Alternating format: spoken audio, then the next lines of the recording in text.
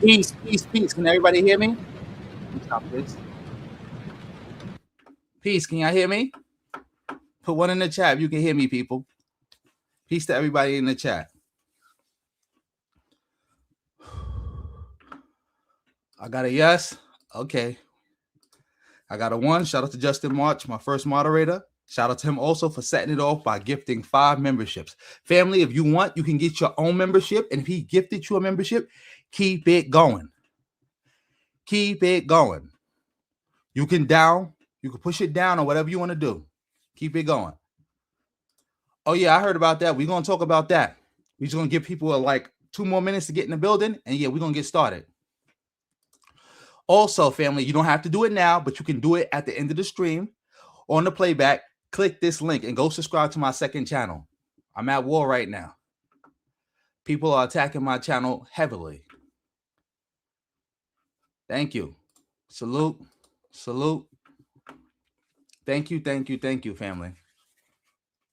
Thank you for everybody in the building. Like I said, we're gonna give it like 2 more minutes and we're gonna get started.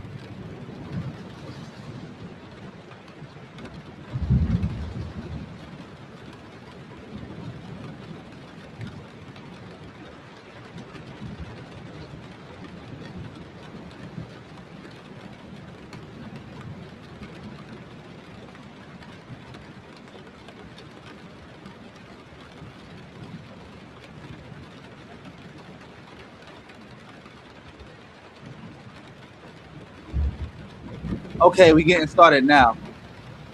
Shout out to everybody in the building. We got 30 people in the building, 31 people in the building. Make sure y'all hitting that like button.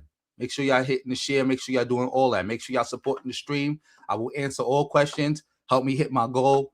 You can also support the stream, PayPal, Cash App, super thanks, all that. Links in the description box below. But let's get to this. I want to start the show off with something that's not, just to, keep us informed. So we know what's going on with this case. It's a terrible situation. For all you don't know, the scumbag named David killed this young lady because he's a PDF file, and he wanted her to keep the secret. Let's get into this. They got some new details on this case.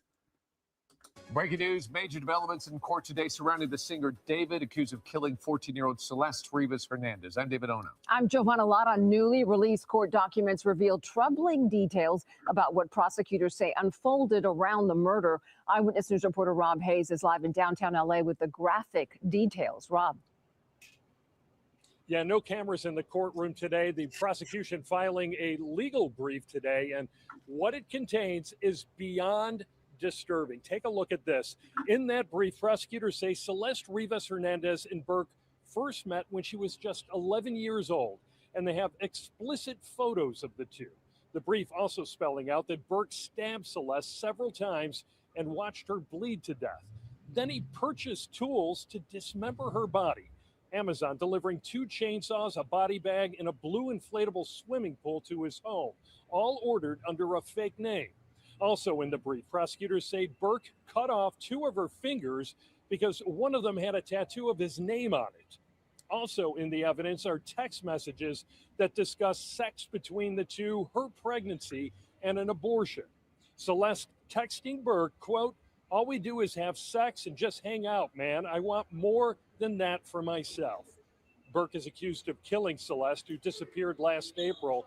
Her remains were found in September in plastic bags in the front truck of a Tesla registered to Burke. Former federal prosecutor Nima Rahmani believes Burke's defense will most likely argue that Celeste accidentally died from an overdose and Burke panicked, cutting up and hiding her body. If you're looking at the 3 sets of charges, the mutilation of a corpse is the least serious. So if they can somehow fall on that and avoid either the sex crimes or the murder itself, that would be a huge win for the defense. Now, also in the brief, prosecutors allege that surveillance video shows that Burke was the last person to drive the Tesla where Celeste's body was found. He is due back in court on May 12th for a procedural hearing, then again on May 26th for his preliminary hearing. Reporting live in downtown LA, Rob Hayes, ABC 7 Eyewitness News. Oh my God. That's terrible, bro. So he been dealing with her for, now I got to go back to the parents again. How is this dude dealing with her since she was 11? And he got her pregnant. This is crazy. Rest in peace to that young girl. She didn't even have a chance. And it's like, again, bozo, you like, oh yeah, you just, that's why I just knew that was just in you. Because nobody, like, ain't that much, nothing in the world. Like, how could you deal with a child anyway? And then turn around and get her pregnant and keep dealing with her over and over and over again and then kill her. And now you're going to try to say she died over overdose. He's still supposed to be executed for that.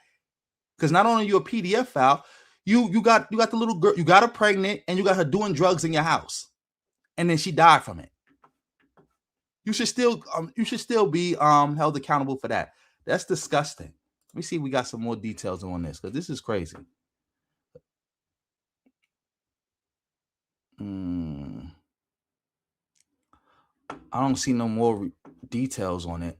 I'm trying to look for some new updates to this case because we covered pretty much everything else. Let me see something.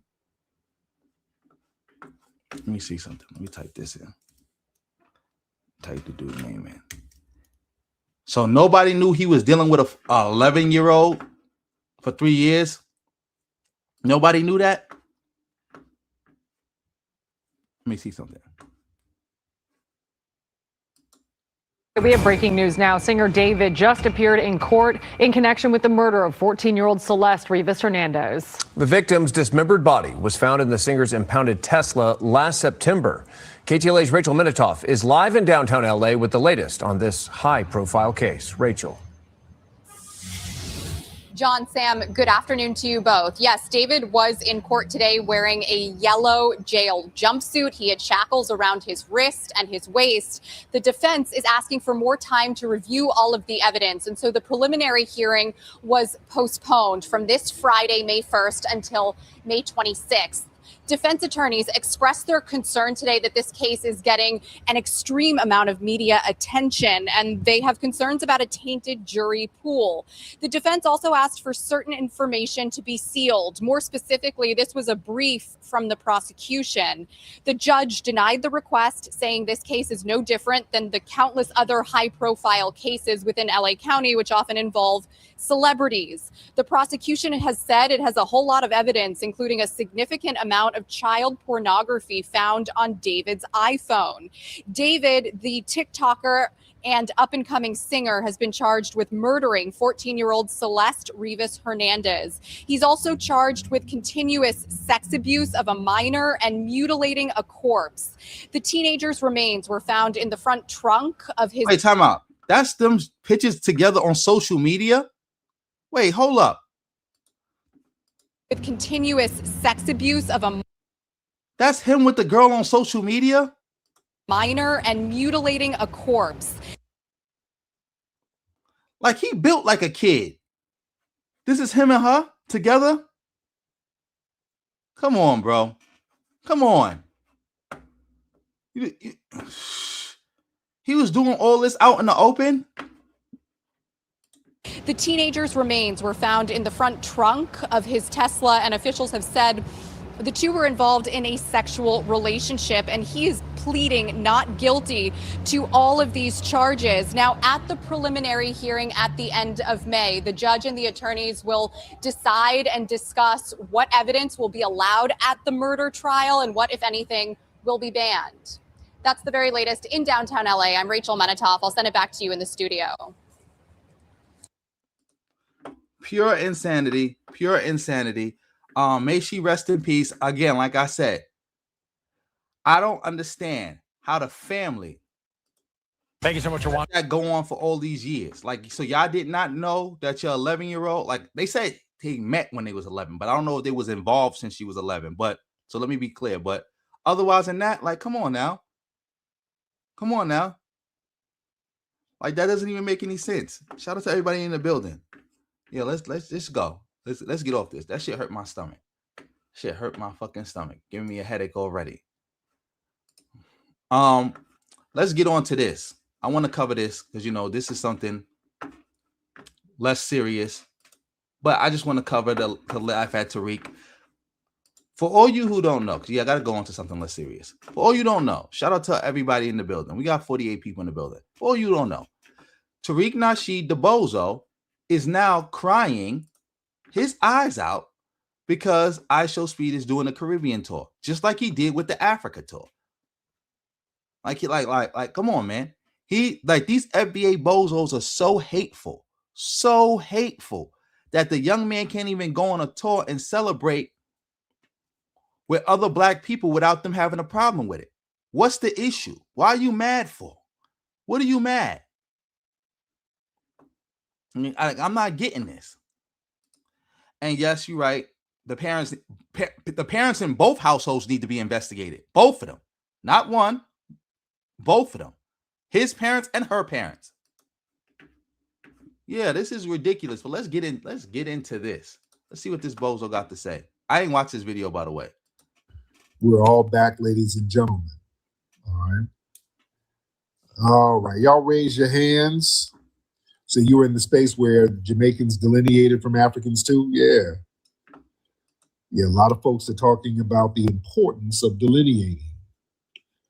All right. And we are not going to be shamed out of delineating. There's nothing wrong with delineating and recognizing your... Shout out to CD No Handle for the $2 for setting it off. Whole lot of ones beat a whole lot of nuns. Yep. Tariq is such a bozo. Unique ethnic group. There's nothing wrong with that. Do we have any people in here who have a problem with us delineating? All right. I saw the video of the Ghanaians kicking out the Nigerians. I haven't seen it, but I've heard about it. Yeah, everybody delineates. Tariq, we not doing this. Like I gotta fast forward this. I'm putting you in like double speed or something because it's like you saying nonsense now. We talking about America. We talking about black people in America. What? That's another thing about you FBA bozos. You constantly say we our own unique lineage and all this other stuff, but then you try to do stuff that you see other black people doing that would make us ununique. That quote unquote delineation stuff, that's not unique. That would actually make us following behind other people's footsteps. But let's get into this. Everybody delineates, but we're the group. We're supposed to not delineate. We ain't supposed to delineate. You know, so damn that. Oh yeah. This thing about speed. ISHOWSPEED is over there in the Caribbean now. Oh yeah. And now he's talking about speed, so I can put him back in normal speed. Let's go. Some of the tether class, they think that this is like some form of antagonism towards us. Nigga, speed is in the Caribbean now, so how do you like that, FBS? What's the point of antagonism? Why would we be mad at that? I don't even get why we're supposed to be upset with that. I don't even get why that's supposed to make us upset. Speed is a foundational Black American. No, he's not. You said y'all said Speed was Jamaican.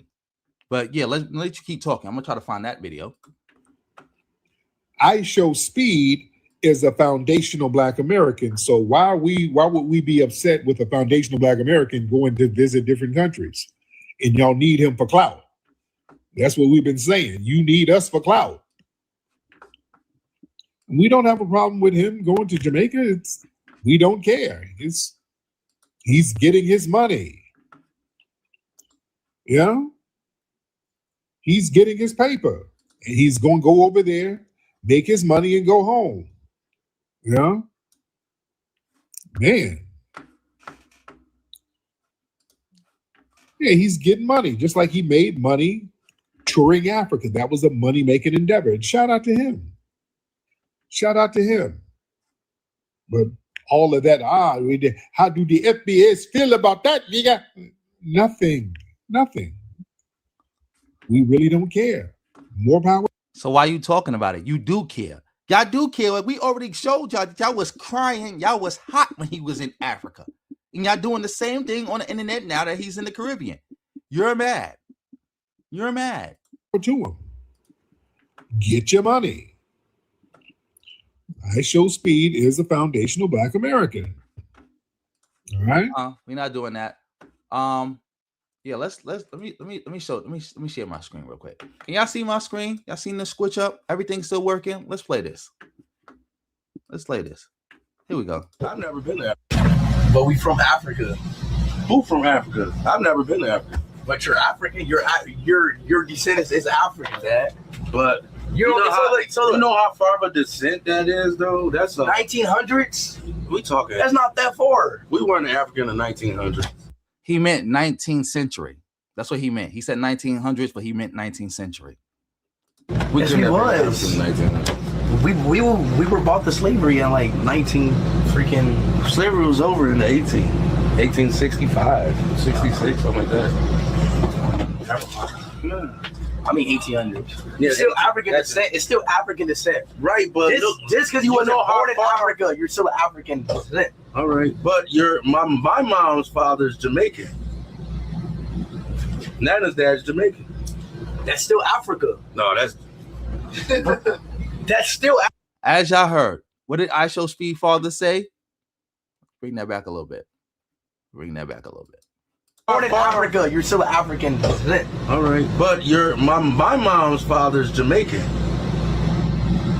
Nana's dad's Jamaican. That's still Africa. No, that's still Africa. No, shout out to ISHOWSPEED for educating his father. Sad to see.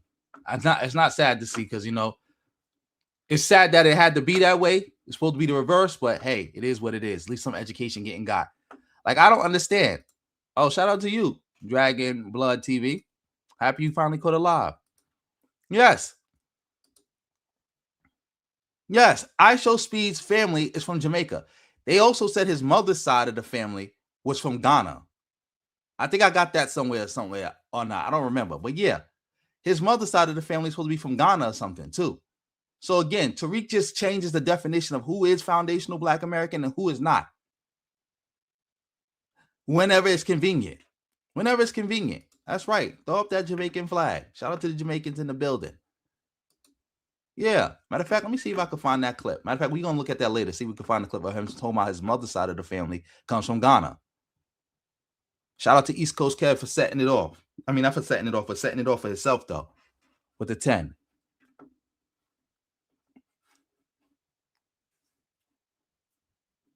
Oh, yeah, you know that's coming. You know Tariq is going to make his way to the Caribbean. But matter of fact, he might not because it'll be too obvious. It'll be too obvious now. It'll be too obvious that he's clout chasing ISHOWSPEED. It'll be too obvious.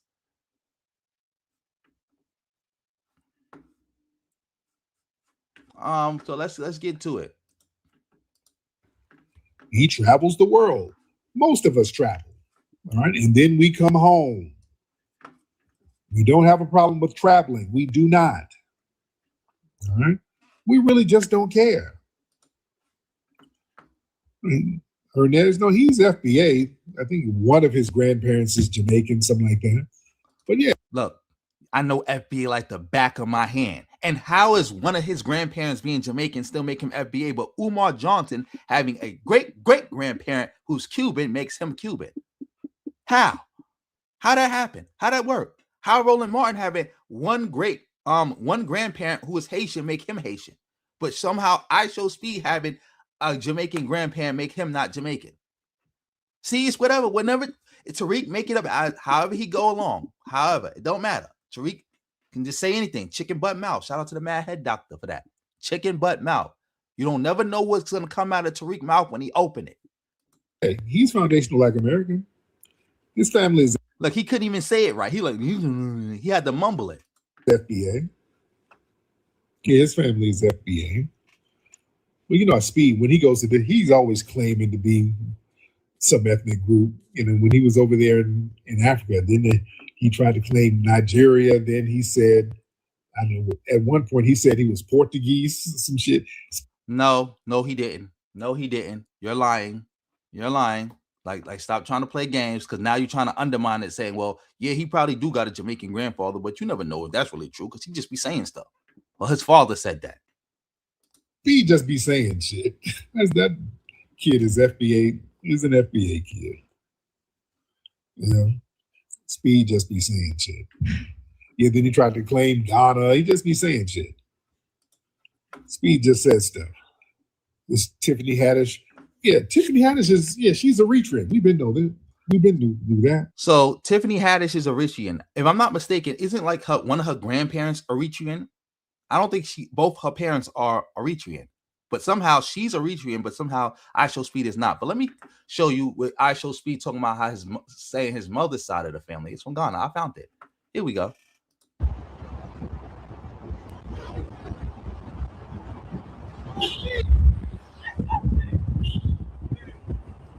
Let's get right, bro.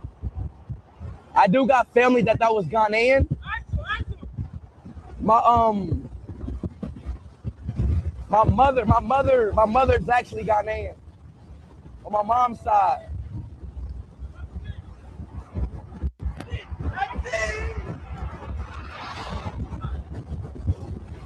So it's excited to stream here.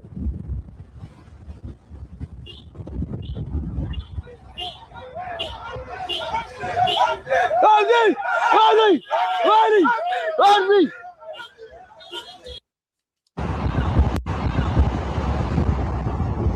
Yeah, I just looked it up.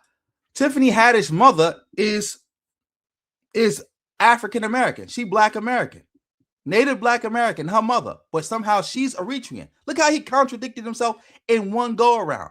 ISHOWSPEED, FBA. Tiffany Haddish, Eritrean. How? Where's the consistency? What does that mean? Like, come on now. Oh, you back today. I know you mad. I know you're mad. So ISHOWSPEED is lying? He just talks about how his mother is from Ghana. He's lying. And was his father lying about the Jamaican part? Come on now, cut it out. Cut it out. I know it hurt. I know it hurt. I know it hurt. Like I said, I know it hurt. See, this is the reason why I said there's no way that you could be smart and be FBA. It just don't work. It just don't work, family. It don't work. Too many inconsistencies and too much of people not knowing their real history. Like it just don't work. It just don't work. Too many inconsistencies, too much hate, and on top of that, too much grifting, and you just can't know anything about the Black American identity. Now Tiffany Haddish is Eritrean. Like, let's see if he can explain that. Yeah, that's not news. She's I think part Eritrean. I think isn't her dad? I think her dad is Eritrean. So now she's part Eritrean. Like he said, now she's part Eritrean, but he's still claiming that she's Eritrean all the way. Eritrean. I think she's Eritrean. Yeah, her dad and her mom FBA. Yeah, I think her mom is FBA. Her dad is Eritrean. Yeah, her mom is FBA. Yeah, her dad what? Oh, okay, her dad. Okay, yeah, just like Nipsey. Nipsey's dad is Eritrean and his mom is FBA, which makes Nipsey FBA too. So Nipsey is FBA, but Tiffany Haddish is Eritrean. You just heard what he said. Tiffany Haddish, father's Eritrean, mother's I'm not gonna say foundational Black, Native Black American. Tiffany Haddish, Eritrean. Nipsey Hussle, father Eritrean, mother is Native Black American, but Nipsey Hussle is FBA. Let's see if he can make that make sense. A lot of folks try to be able to say, well, Nipsey was African. Nipsey was a foundational Black American, and his mother's foundational Black American. So what about Tiffany Haddish? What about Tiffany Haddish? Yeah. What African country is FBA? I don't know what that means. What does that mean? What does that mean? JVA, hop on. Jay, hop on. Let's talk about it. Can you elaborate on that question? Or was it just trolling for attention? I don't know. JVA, you want to hop on, sir? I got to pause it before you let this dude hop on because I want to see if the dude talks about speed or something like that because I'm going to fast forward a little bit to see if he talks about speed again. But y'all see what I'm talking about. Chicken butt mouth. He literally said Tiffany Haddish is Eritrean and broke it down how her father's Eritrean and her mother is Native Black American. Then he said Nipsey Hussle is FBA, even though his father is also Eritrean and his mother is also Native Black American. You see how that work, right? You see, like it's whatever Tariq say. This is why it's a cult. This is why that's the really only difference between ADOS and FBA. Is that FBA is a full-on cult. This man can say anything out his mouth and people gonna go for it. I bet you if that caller asks him or some caller asks him like, yo, how is she Eritrean but he's FBA? Tariq is gonna be like, well, I said so. Or, well, he put in work on the grassroots level. Like that changes lineages. Like that changes ethnicity. Mm-hmm. JVA, hop on. The audio is going in and out. Can you hear me? We got one. JVA, you want to hop on? No, that's me at my office at the museum. Tired. Harvey's chicken situation. Jeff, Nipsey, according to Tariq Nasheed, is FBA. Tariq Nasheed created FBA. He owns FBA. He is the leader of FBA. Go take that up with Tariq Nasheed. Until you go take that up with Tariq Nasheed, I'm putting you on timeout. And you can come back when you took that up with Tariq Nasheed. Take it up with Tariq Nasheed. I'm not going to allow you FBA bozos to come over here and try to contradict what Tariq Nasheed say, but y'all won't go to Tariq Nasheed and do it. Nuh-uh. That's out. That's out. Until you show me proof that you went to Tariq Nasheed and pressed him down about this issue. Like I said, Tariq go live every day. Y'all can talk to Tariq. I can't. So y'all go challenge Tariq on that issue.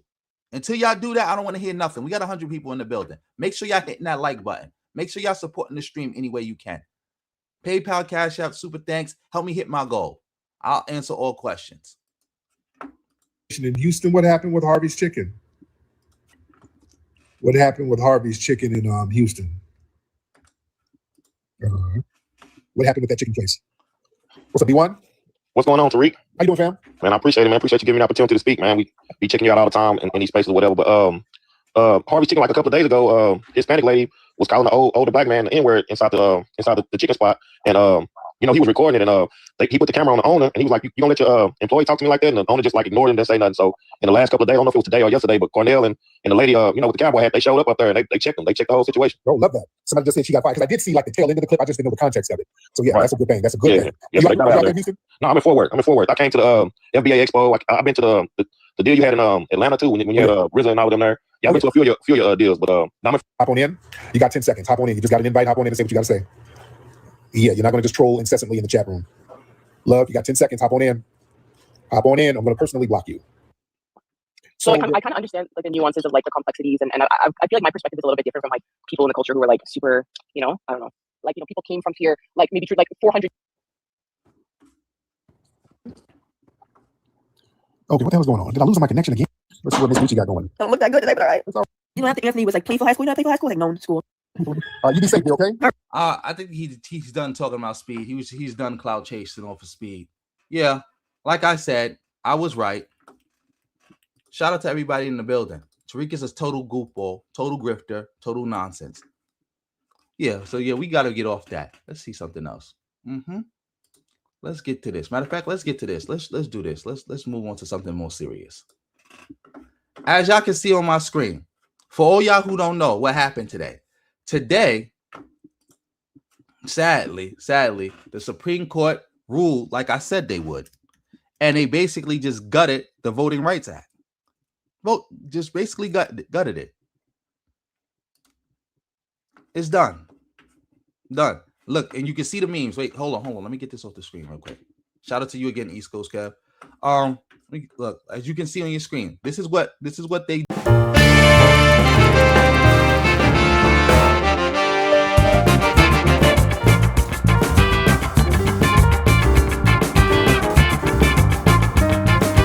Look, they're using black music to laugh at black people, because all those areas that he spray painted away, those are black areas.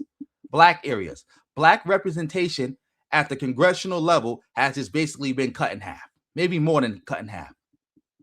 Maybe more. Completely destroyed. Look at this map. Look at this map. These are black seats, by the way. Black seats. Gone. Never to come back again.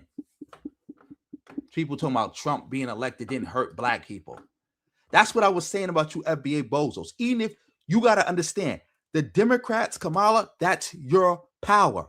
That's your power. Even if you don't like them, that's still your power. You can always come back and fix anything you didn't like them to do, as long as they still those seats still exist. But you can't fix this now.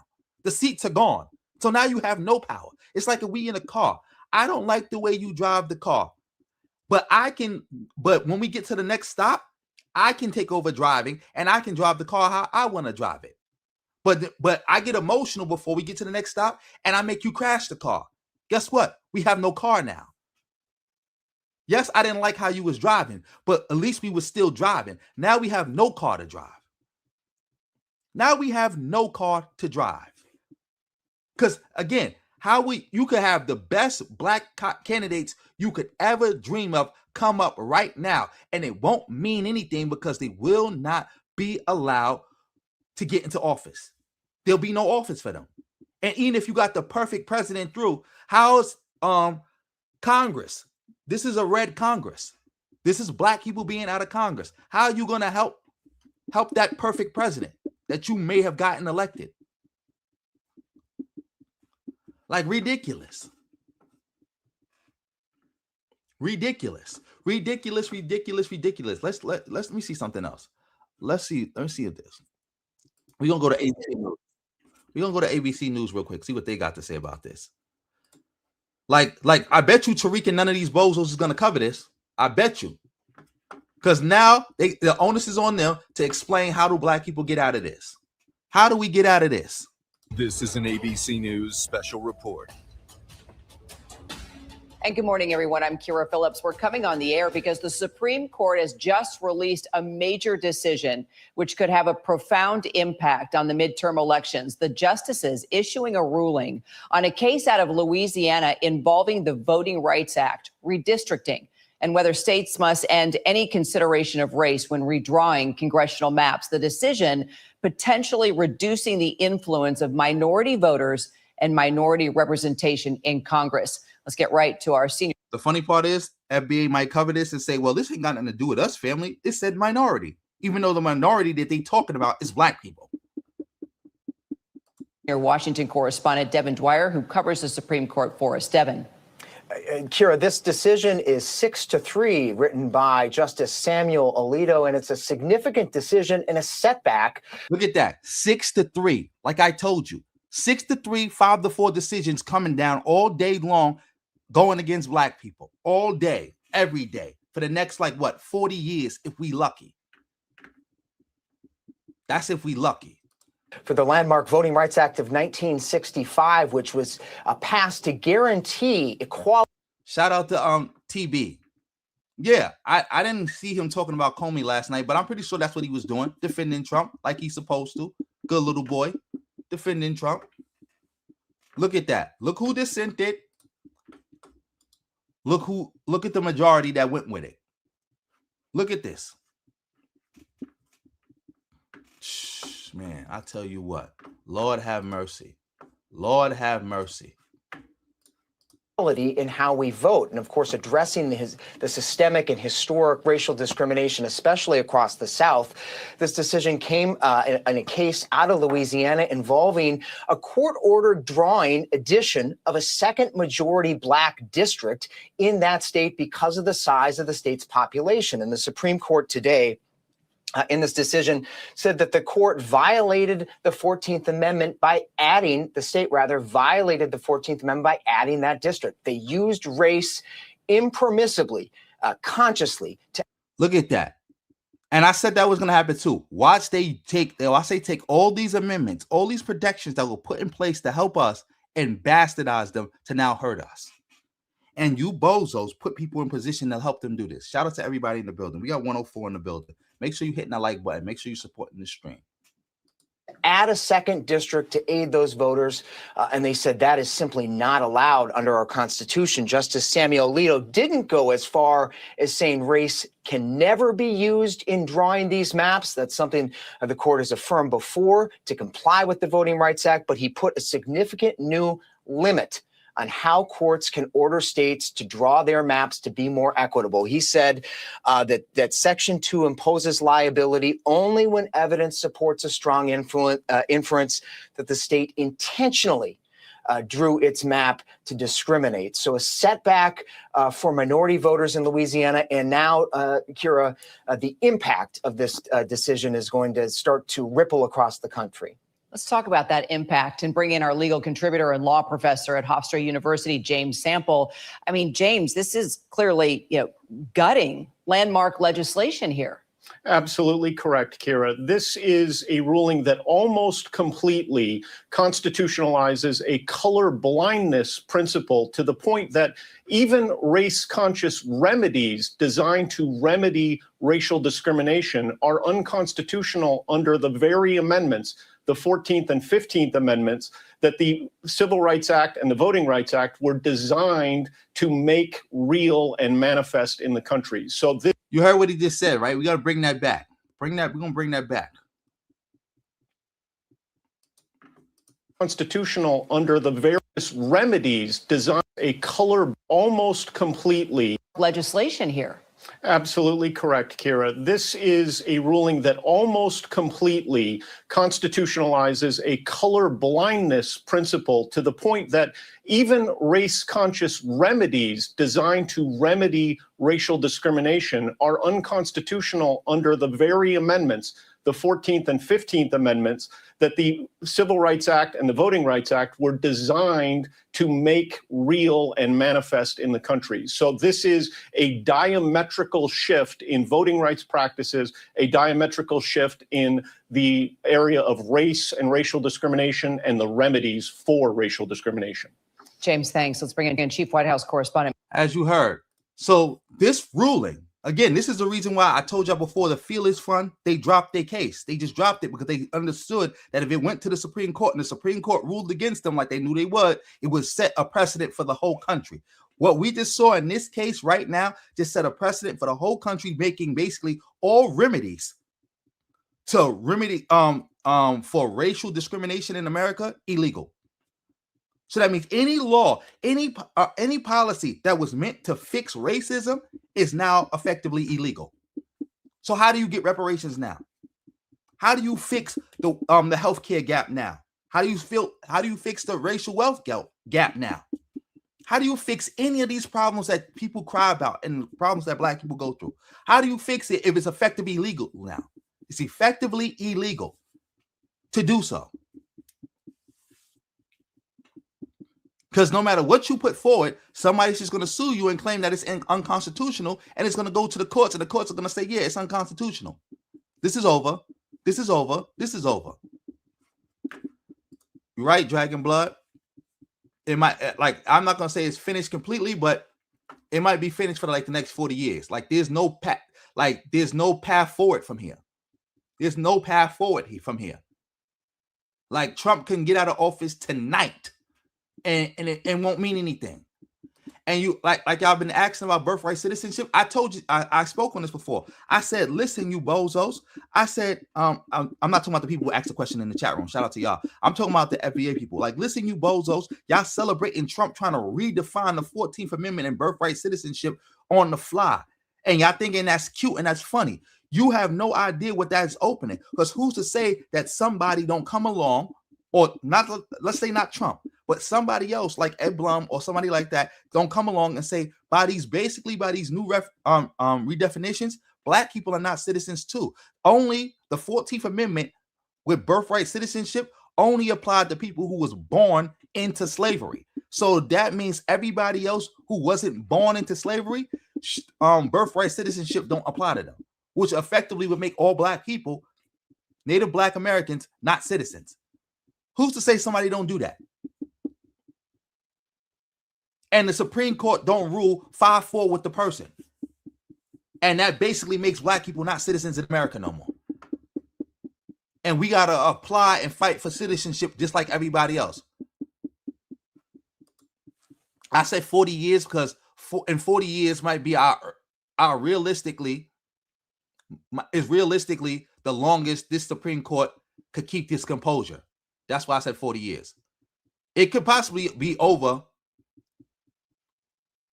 in 25 years. But even then, we would have to, let's say, for example, the composure of this court changed in 25 years. We would then have to be in position to make sure that the new court that replaces this court is a court that's more friendly to us. Not only is it more friendly to us, then we would have to start filing lawsuits of our own and get them through the court system and hope and pray that the new court sides with us and reverses what the old court did at this timing. That might take 40 years to do. 40 years to do. Or this court could keep its composure, effectively keep this composure for the next 40 years. And then after that 40 years, it'll take us 15, 20 years to fight to try to get back to where we were under Joe Biden. Am I making sense? Somebody tell me if I need to explain that a little bit better, because I want to know. I want to know. Do I need to explain that a little bit better? The reason is 40 years, because 40 years, because this court can keep this composure for effectively keep this type of composure for the next 40 years. And then after that, we'll have a chance to fight back against it. Or best case scenario, it keeps this composure for let's say 25 years. And then we fight for the next 15 years, and we can get back to where we were under Joe Biden. Think about that. Best case scenario, we might be fighting for the next 40 years as Black people just to get back to where we were under Joe Biden. Imagine that. Not 40 years for progress, not 40 years for new progress, 40 years trying to get back what we lost. under Joe Biden. 40 years. 40 years. 40 years, best case scenario.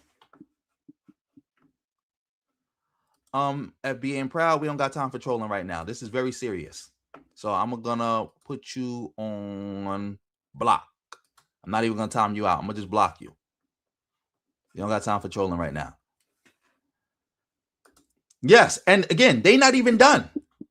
This is worse than that. No, CD no handle. This is worse than what happened with the end of Reconstruction, and we ended up in Jim Crow. Because we did go backwards with Jim Crow, but we were still in a better position than we were before Reconstruction. Think about it. Before Reconstruction, we were slaves. During Reconstruction, we got freedom. We got all these rights. We got these opportunities.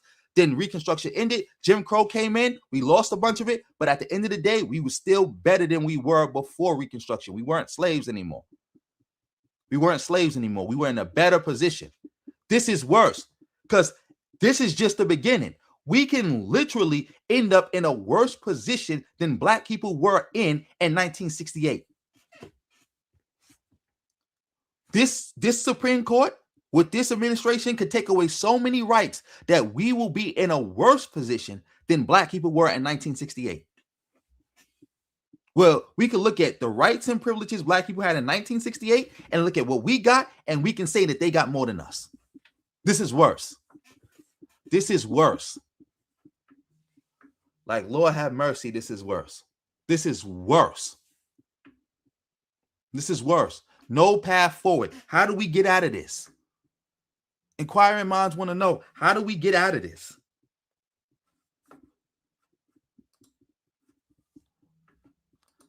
Yes, they basically legalizing racism again.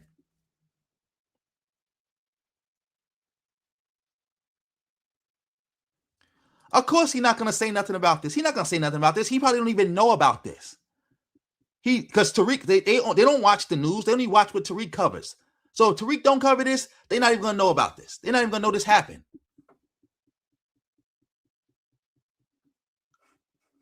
They're not even going to know that this even happened. Exactly.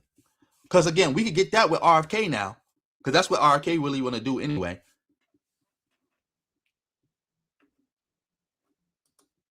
Of course, Negroes is talking about because they stupid. Ain't no winning in this. Ain't no winning. How we winning? How we winning? I'm gonna let her finish up because I want to know how we winning. I want to know. Mary Bruce. Now, Mary, let's just talk about what this will mean for the midterms and beyond. Yeah, well, Kira, President Trump certainly has backed this nationwide effort to try and redraw districts ahead of the midterms to try and boost Republicans' chances. We haven't heard from the president yet about this ruling, but I suspect he certainly will have some positive comments to say about it. This is also worth noting that this announcement is coming just the morning after the president had 6 conservative Supreme Court justices on the guest list here last night for that lavish state dinner with the king. But there's no question that the president, we have seen him and other Republicans backing these efforts in many states across the country ahead of the midterms. And now, as Devin was noting, this will set off an opportunity for other states to try and follow suit. And it certainly could reduce the minority voter influence across the country going forward. We'll be following it for sure. Mary, James, Devin, thank you all so much. And Yeah, let me stop. We now turn to a landmark Supreme Court. Matter of fact, we might watch MS now. Matter of fact, not even. We watch them later, maybe another time. But yeah, shout out to East Coast Kev for the double up for the 5. Yes, that's FBA just say anything. FBA just say anything. Like it doesn't even make any point. Shout out to Fahim in the building. Let me see. Yes, this is gonna be the first generation. I said that before. I forgot to say it again now, but we're gonna see the first generation of Black people who had less rights than their parents. Less rights, official. It's not even we could see. It's official. Anybody Black born from this point on, for the foreseeable future, will have less rights than their parents did. It's not even up for debate anymore. You will have less rights, less opportunity, less everything than your parents did. And they'll be less equipped to deal with it. Black people are less equipped to deal with hardcore, in-your-face Jim Crow racism than ever before. We the least equipped to deal with that. That's not even gonna help. I'm gonna tell you right now, CD No Handle, that's not gonna help. Because one, that's not gonna help because it's not gonna make up the seats that were lost. They definitely not gonna make up the black seats. And who's to say that these Democrats who get into position in these new California, New York, Illinois districts aren't just lefties, aren't just class reductionists who don't care about black issues. Who don't care about black issues. That remind me. Matter of fact, I'm about to cover this right now. I want to see how the left is responding to this. And I'm want to see how the left is responding to this. I want to see how this. Matter of fact, yeah, because that's what I wanted to do. Because I didn't watch this, but we're gonna watch it now. Let's see. They gutted. Let's see how the left is responding to this. We watching Vaush right now. We watching Vaush right now. Because let's see how they respond to this. Shout out to East Coast Kev again for the 5. Let's get into this. They gutted the Voting Rights Act. They've done it. They did it. The Supreme Court has popped the cork on the champagne bottle. Basically, unlimited redistricting. They finally did it. The Supreme Court has got to change. I'm thinking of ways of saying it. I'm thinking of policies. This is an ABC News special report. And good morning, everyone. I'm Kira Phillips. We're coming on the air. Flood the court? Yeah, with water. Because the Supreme Court has just released a major decision which could have a profound impact on the midterm elections. The justices issuing a ruling on a case out of Louisiana involving the Voting Rights Act, redistricting, and whether states must end any consideration of race when redrawing congressional maps. The decision potentially reducing the influence of minority voters. Don't say you screwed. It's not over till it's over. We got a setback, but the setback is for the get back. Black people not finished yet. I don't want nobody to be doomer. Or I think that's what they call it, doomer. Yeah, we don't need to be doomer. Like the setback is for the get back. That's all. Setback is for the get back.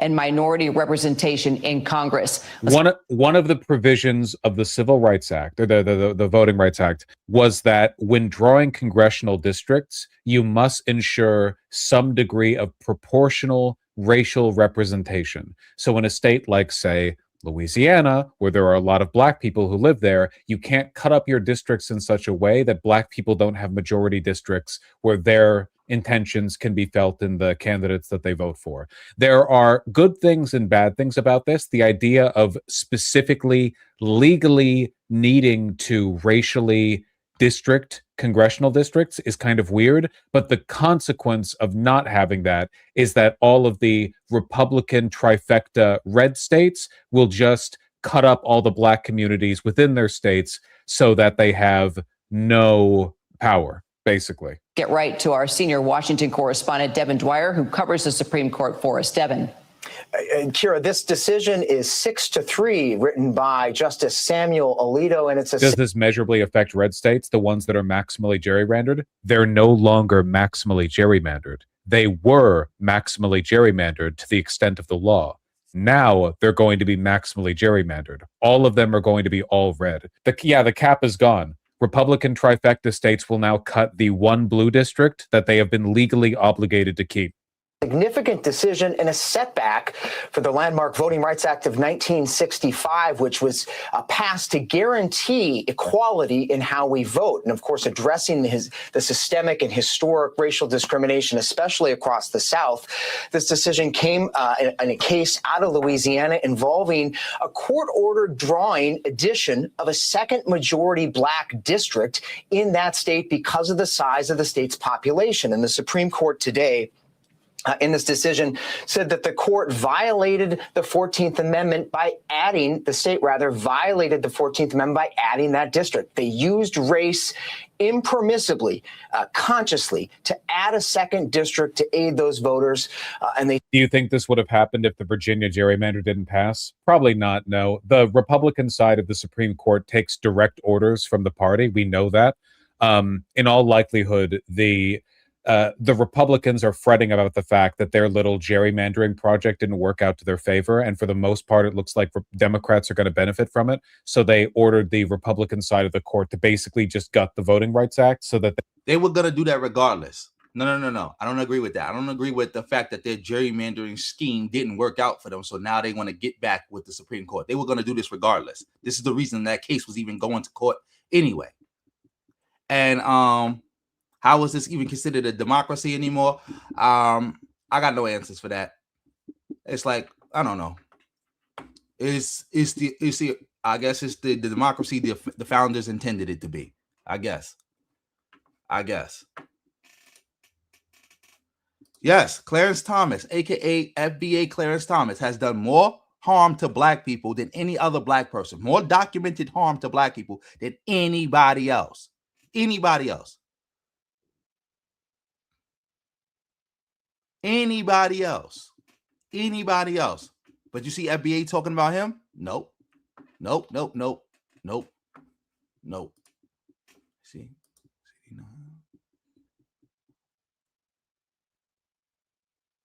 Exactly. That's what I said. That's what the guy said, and that's what I said. They flipped everything on its head. Everything on his head. Everything. Shout out to everybody in the building. We got 125 in the building. Make sure y'all hitting the like button. Make sure y'all supporting the stream.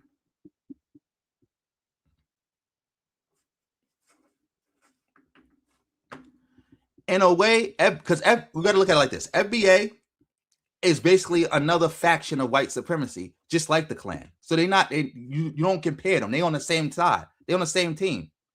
That's like saying, who do you think helped them win the game more? The quarterback or the wide receiver who caught the pass?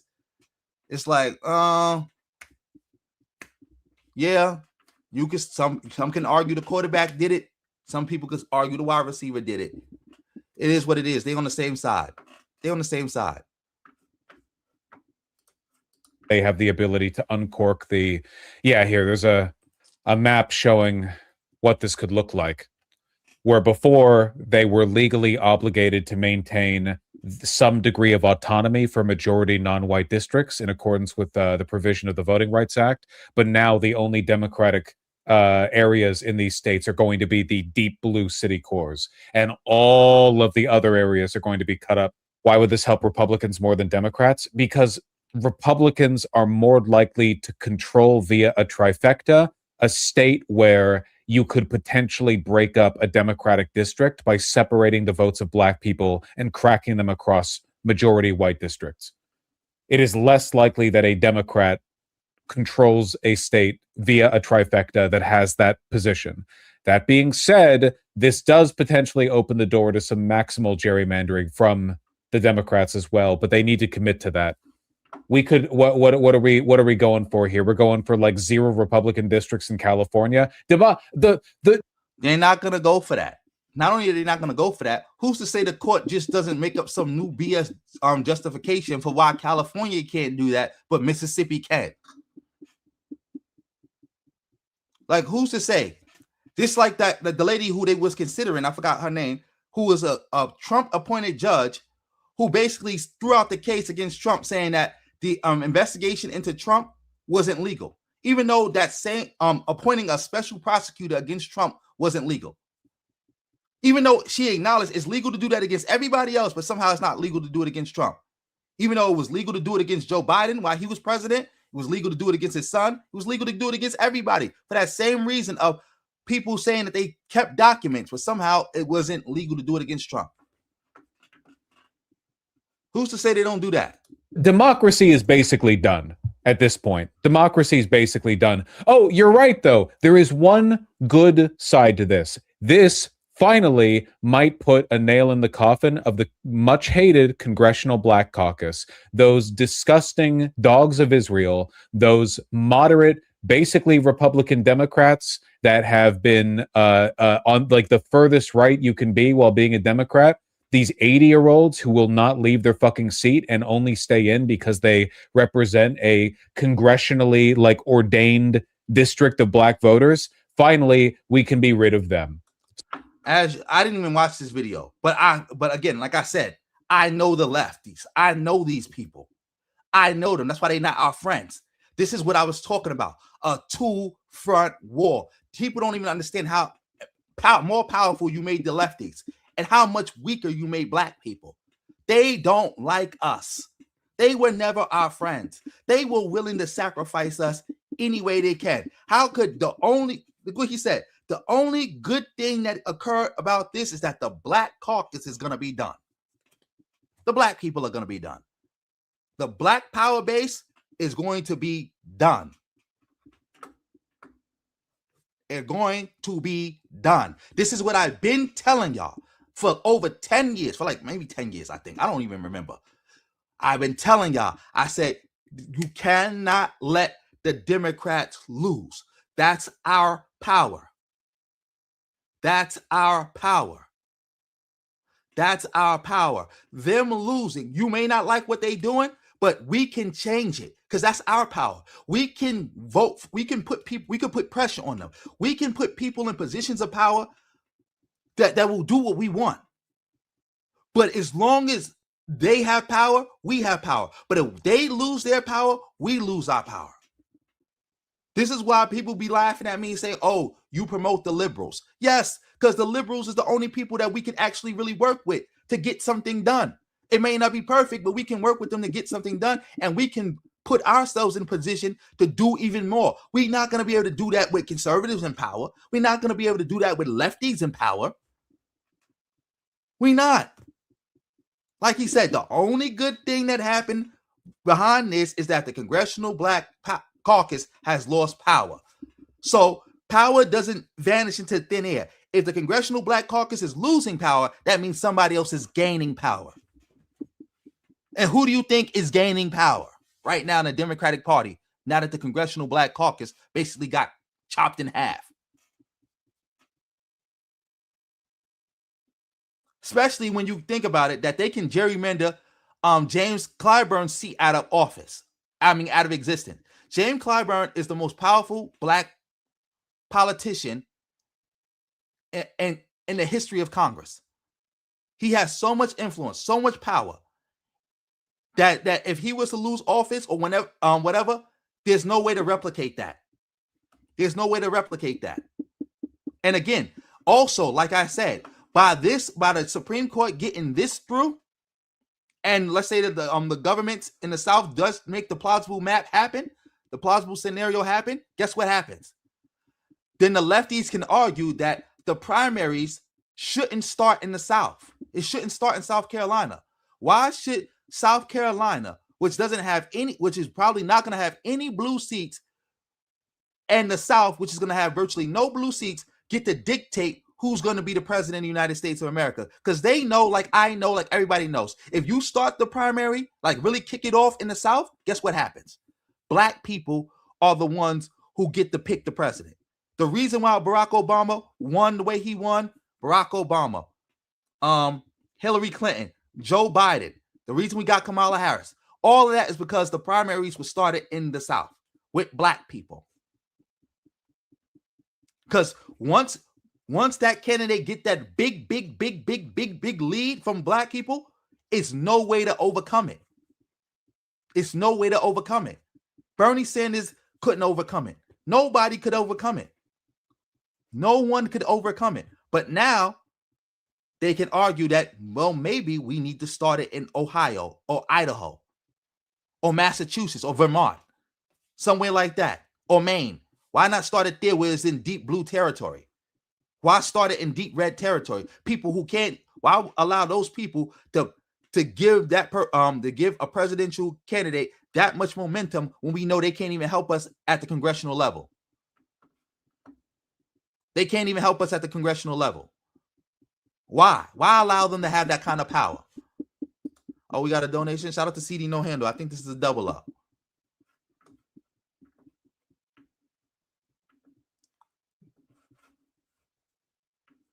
Yes, the Congressional Black Caucus does so much good for the black community. And again, like I said, even if you didn't believe they did good, you could replace them with somebody that you think could do good. Now you can't replace them. Now the seat is gone. That's what people got to understand. You got to keep your eye on the prize. As long as the seat is there, we can change who sits in the seat. If the seat is gone, we can't change who sits in the seat because there's no seat no more. There's no seat no more. Like people crying about Clyburn. Well, you ain't gonna have to cry about him no more because he's not gonna be there. And if he's not there, and not only is he not gonna be there, that seat that he represents that y'all want him to get out of is gonna be gone. So you're not gonna be able to put nobody in it.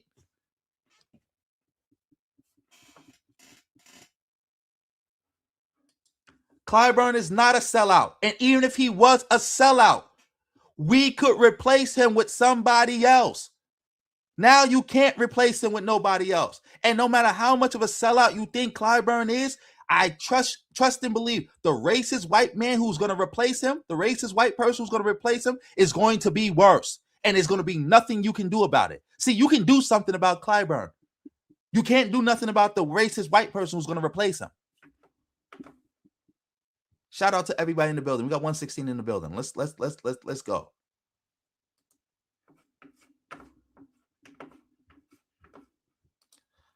We need more. I don't think that's gonna help. Because again, you to lobby somebody, they gotta be open to your lobby. No racist white Republican man is gonna be open to a black lobby, advocating for you to do more stuff for black people. That's out. See, that's another thing. We could have lobbied these people, and if we couldn't lobby them, we could have got them out the paint and put somebody else in the paint. Put somebody else in that position. Now what? Now what? Now what? Like, how are we going to lobby anybody? But yo, let's keep it going. Shout out to everybody in the building. That was a double up by CD Don't Handle. Shout out to you, helping me reach my goal. Whole lot of ones beat a whole lot of nuns, family. Support the stream. So that's nice, I guess. Not the strongest Democrats, that's for sure. Most racist part of the Democratic Party, too. And they're all like 90. Look what he just said. And look at his audience agreeing with him. No, he just repeated what somebody in his audience said. The Congressional Black Caucus is the most racist part of the Democratic Party. It's the most conservative part, and it's the most racist part. Black people who has fought for everybody. Everybody's rights, directly or indirectly, have come via the struggle of black people. Black people have supported everybody's struggle. But somehow we the most racist. We really the bad guys. We this and we that. See? Horseshoe theory. When you listen to how the left talks about black people and you listen how the right talks about black people, it's the same thing. What is the difference between him claiming that the Congressional Black Caucus and his audience claiming that they the most racist part and most extremist part of the Democratic Party, and conservatives saying the same thing? Because you know conservatives always claim that black people are super racist, right? We the real racists because we always talk about race. See, the reasoning why they calling us racist may be slightly different, but at the end of the day is over. They both calling us racist. They both calling us extreme. They both calling us radical. And saying we are a problem that needs to be dealt with because we standing in the way of real progress. The people who made all progress possible are the ones actually standing in the way of real progress this whole time. Who could have saw that coming? Who could have saw that coming? Exactly. Who could have saw that coming? Who could have saw that coming? I know that. Fahima, I know that. They was already trying. They once Kamala Harris lost and they changed the person who was the chair of the DNC, they was already trying from back then. They already was trying from back then to take it out of South Carolina. This will just give them more justification and more ammo to do so. Because again, a lot of the people who will be in a position of power to push back against that, not going to be no power no more. And they can use they could use that also to justify why should we start it here? That makes no sense. Do Republicans start their primaries off in California? No.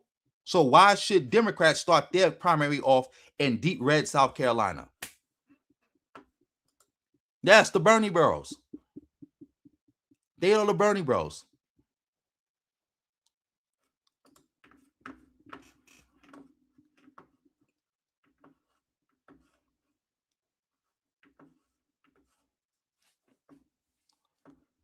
Yes, it will affect everything.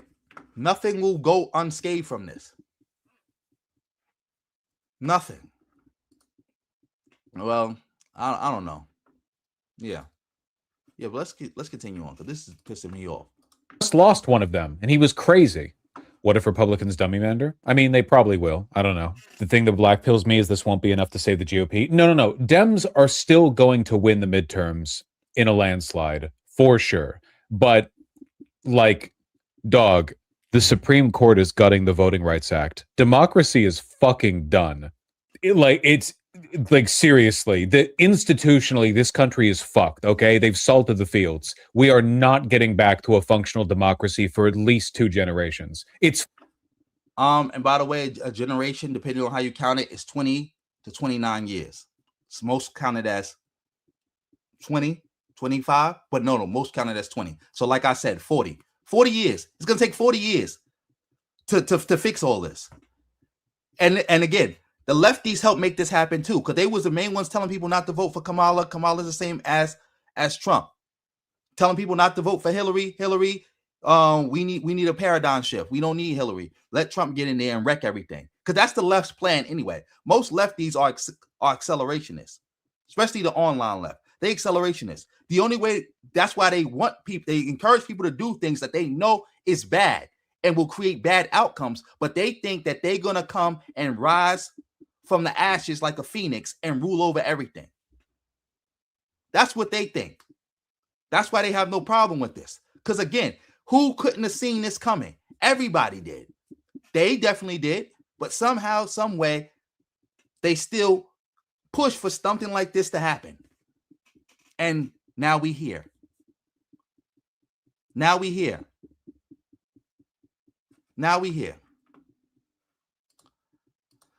They not MAGA in disguise. No, know what they is? They class reductionists. They don't really care. That's why I keep telling y'all. They are class reductionists, bro. This is class reductionism. This is class reductionism right here. Right here. They don't care about black people and racial issues. They don't care about us. They only care about class because class affects them. This is what I was talking about how so many lefty candidates are getting so many MAGA people to vote for them. You know why? Because the lefty candidate is talking the economics that people want to hear, and they leaving the racial issues out of it. Same team, yeah. They Nosbos. They all the same team. They all the same team.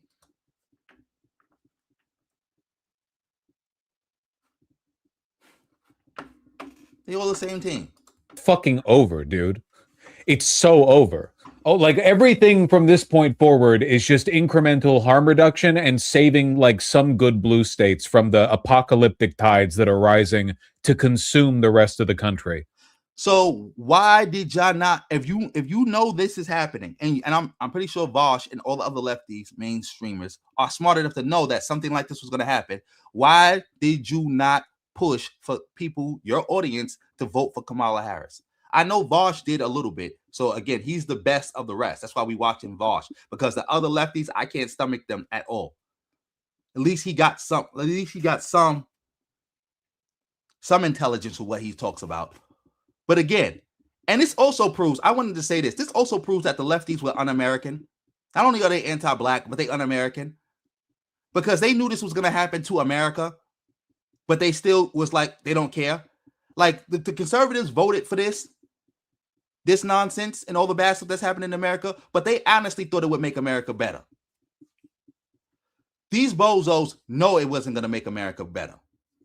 They knew Trump getting in office wasn't going to make America better. It's going to make America worse, which is anti-American. Like, why would you do this? Now the solution is harm reduction. Why wasn't the solution harm reduction before Trump got into office to do maximum harm? Why wasn't it then? Of course he did, Fahima. Anybody with 2 brain cells to rub together could see that this was going to happen. Anybody. Because again, if you look at the political spectrum, the conservatives are the least intelligent. The liberals are I would like to say, are functionally the most intelligent. And the lefties are the most like book smart. They're the most book intelligent, right? I'll say that they're the most book intelligent, right? So of course they knew that this was going to happen. There's no way that you could say they didn't know, but they don't care because again, most of them are accelerationists. Most of them are class reductionists. Because think about it, how does this stop them from getting their way? Because they can see that those areas are going to be quote unquote Republican now, but what's stopping them from raising up a white lefty candidate who's going to be like, yes, I agree with this Republican on all the social issues, but I don't agree with him on the economic issues. I'm going to give you everything you want socially, and I'm going to give you everything you want economically. This is their chance to get some real seats. A lot of these seats that are now going to be Republican at first could actually go back blue, but go back blue with a lefty instead of your regular liberal. Let's get back to this. Maybe lowering like the time before the rubber band snaps back. He said that is simply not allowed under our Constitution. Justice Samuel Alito didn't go as far as saying race can never be used in drawing these maps. That's something the court has affirmed before to comply with the Voting Rights Act, but he put a significant new limit on how courts can order states to draw their maps to be more equitable. He said that Section 2 imposes liability only when evidence supports a strong inference that the state intentionally drew its map to discriminate. So a setback for minority voters in Louisiana. And now, Kira, the impact of this decision is going to start to ripple across the country. Let's talk about that impact. I really don't think people are like understanding how serious this is. Republicans can now submit maps that are essentially openly racially gerrymandered. Like they can't. So why do you care? Like, why do you care? Yes, they can now do that. So why do you care? Because you're happy that the Congressional Black Caucus is gone. So why do you care? Why do you care? See, this is again, lefties want to use black people. You want the seats to still be there for black people to put your candidate in office. But if we put who we want in office, you don't want us to have the seat. That's the only reason you're mad about the racial gerrymandering, because you like, hey, that takes away seats overall from the Democrats because we know black people vote Democrat. That's the only reason you're mad.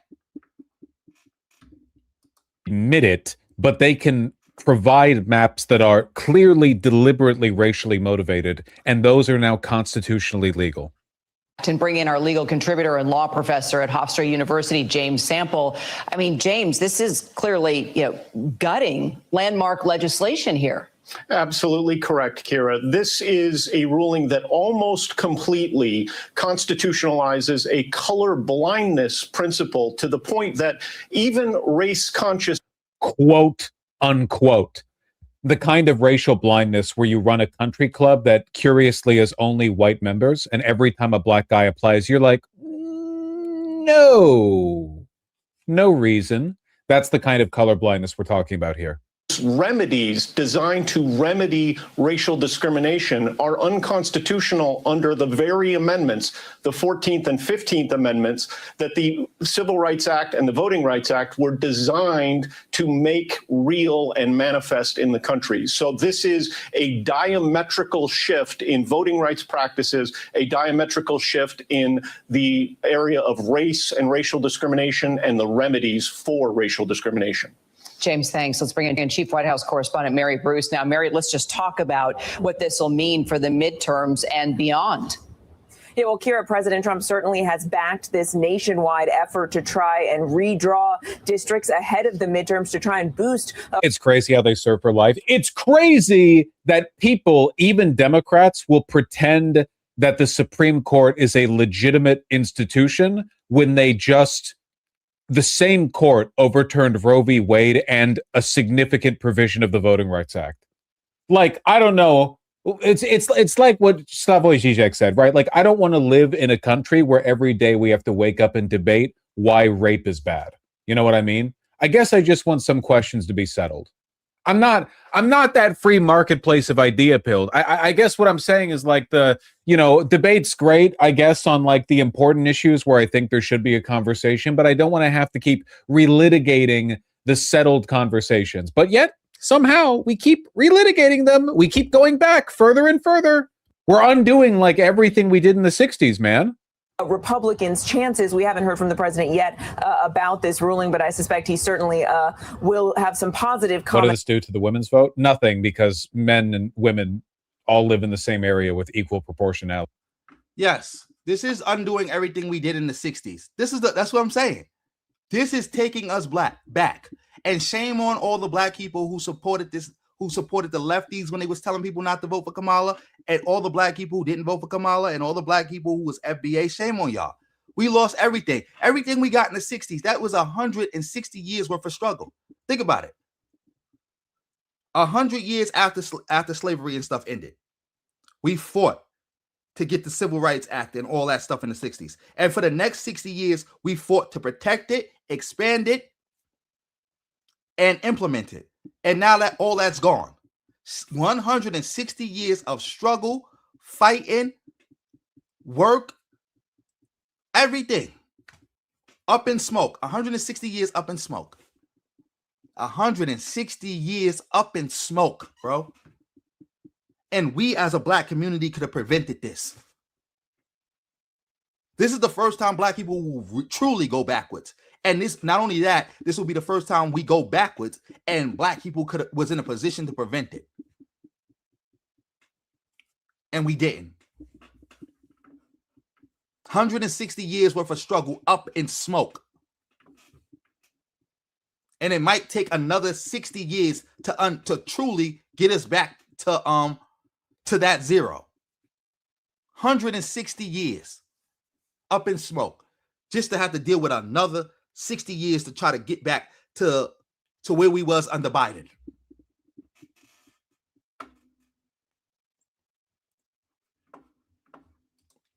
Something? It was PIFA, Progressive for Immigration Reform. They Yvette Carnell was a board member of their group. They didn't give her no money, quote unquote. She didn't have an official salary, but they had $450,000 and unrestricted funds to spend that they didn't actually have to disclose how they spent it. So, you know, it could have been some situation as they paid her, as in they paid for her setup. And on top of that, they pay her bills, because that's what people do. That's why when people run campaigns, a lot of times it's not to necessarily win. It's just to come up on money. Like, all right, I'm running the campaign and I hire my whole family. And then I can legally now take that money and give it to my family. And I can now say my house is my office. So I can pay my mortgage off with my political campaign contributions. That's what I believe happened with Yvette Carnell. I believe that's what they did with her. But yeah, it all started from her, went to Tariq, and then it just kept spreading and it kept going.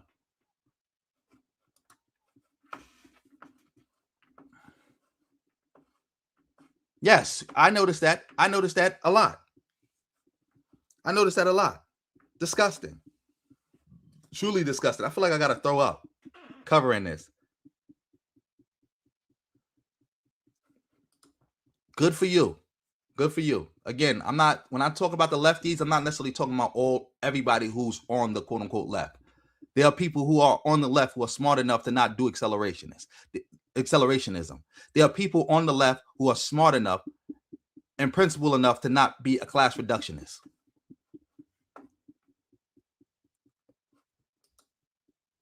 I guess so. I guess they have to do that. Exactly. We can't afford to take no steps back, especially steps that 60 years or something like that. 40, 60 years. That's too big of a step back. 40, 60 months is too big of a step back. 40, 60 years? I already know Roland Martin gonna go crazy.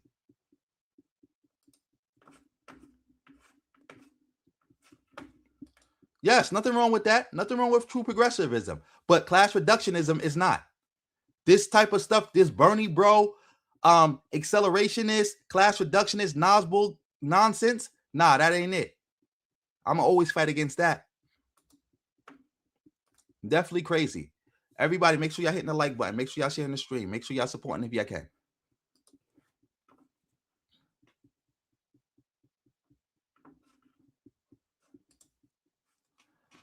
You said this shit is a binary, either you left or right. There was some truth to that at one point, but that ain't true no more. That ain't true no more. Not true for black people, at least, because the left is the enemy, just like the right is the enemy. Truly now. Like before, that wasn't the case when these bozos were saying it back in the days. But that's truly the case now. Because what he's saying, this is the left. This is what the left is saying, but even more hateful and more anti-blackness, with more anti-blackness. And we already know what the right is saying. The liberals was the center. And they basically getting faded. So again, from a black perspective, we in a two-front war. We in the middle of a two-front war now. A two-front war. Because remember, the left, this type of leftism was not strong or powerful 10 years ago. Wasn't. Just wasn't. Just wasn't. Peace, peace, peace. Got a member in the building. Make sure you join in the channel too if you want to become a member. Let's get back to this video. Except for Alaska, I guess. To say about it. This is also worth noting that this announcement is coming just the morning after the president had 6 conservative Supreme Court justices on the guest list here last night for that lavish state dinner with the king. But there is no question that the president, we have seen him and other Republicans backing these efforts in many states across the country ahead of the midterms. And now, as Devin was noting, this will set off an opportunity for other states to try and follow suit. And it certainly could reduce the minority voter influence across the country going forward. We'll be following it for sure. Mary, James, Devin, thank you all so much. And I'm going to lose my mind. Hello, Zoran. I mean, there really isn't such a thing as legitimate institution. I mean, what I mean is, to be more specific, what I mean is that when Republican politicians are partisan, they're doing their job. They're meant to be that. That's what they're elected to do. But Supreme Court justices are meant to be apolitical. They're meant to be legal experts, arbiters over the Constitution and the law as it applies to the Constitution. But obviously, that's not real life. In real life, the Supreme Court is partisan, but everyone pretends that the Supreme Court isn't. They pretend that Republican-appointed Supreme Court justices are only incidentally conservative. You know what I mean? Like, they just happen to have that legitimate interpretation of the law, as opposed to them just being servants of the Republican Party. Have the Dems responded to this? No, the Dems don't have any kind of real plan for packing the court or anything else. I think the Supreme Court and the Senate both need to go, personally. At the very least, the idea of Supreme Court appointments being for life, it's just, no, we can't do this, man. We can't do this. So me dusting off the ancient tomes of the founding fathers, opening to page 1 and seeing, oh, you know, actually America must be raped 250 years from now. I'm sorry, I'm being a little bit evocative today. I'm sorry. I just don't think the country is going in a good direction. You know what's up next after this, by the way? You know what segment's up after this one? Just we can put this at the end of this segment. We can tell people in the YouTube viewership what comes after this one. The bipartisan congressional vote on condemning Hassan Piker for anti-Semitism. That's what's coming up next. So that's the political priorities thus far. We have chair of the DNC calling you a hater for wanting to know why we lost in 2024, when everyone knows why we lost in 2024. Then we have the Supreme Court announcing that we're all going to be raped to death. And then next we have that's what we have next. So that's the order that we're doing this in. Oh, you're joking, right? Nope. Oh, that's over. Like, my brain was about to bust. Like, oh my God. Ridiculous. Ridiculous. Let me see. Shout out to everybody in the building. Yes, Tariq is happy about that.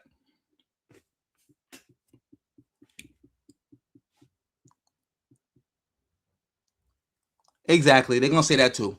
But they're going to say that the Congressional Black Caucus, they're going to blame the immigrants. But even though most of the representation that's going to be lost, but they're going to say that those guys were sellouts. They was bootlicks. They was cool with tethers. You know what he's going to say. Same old usual.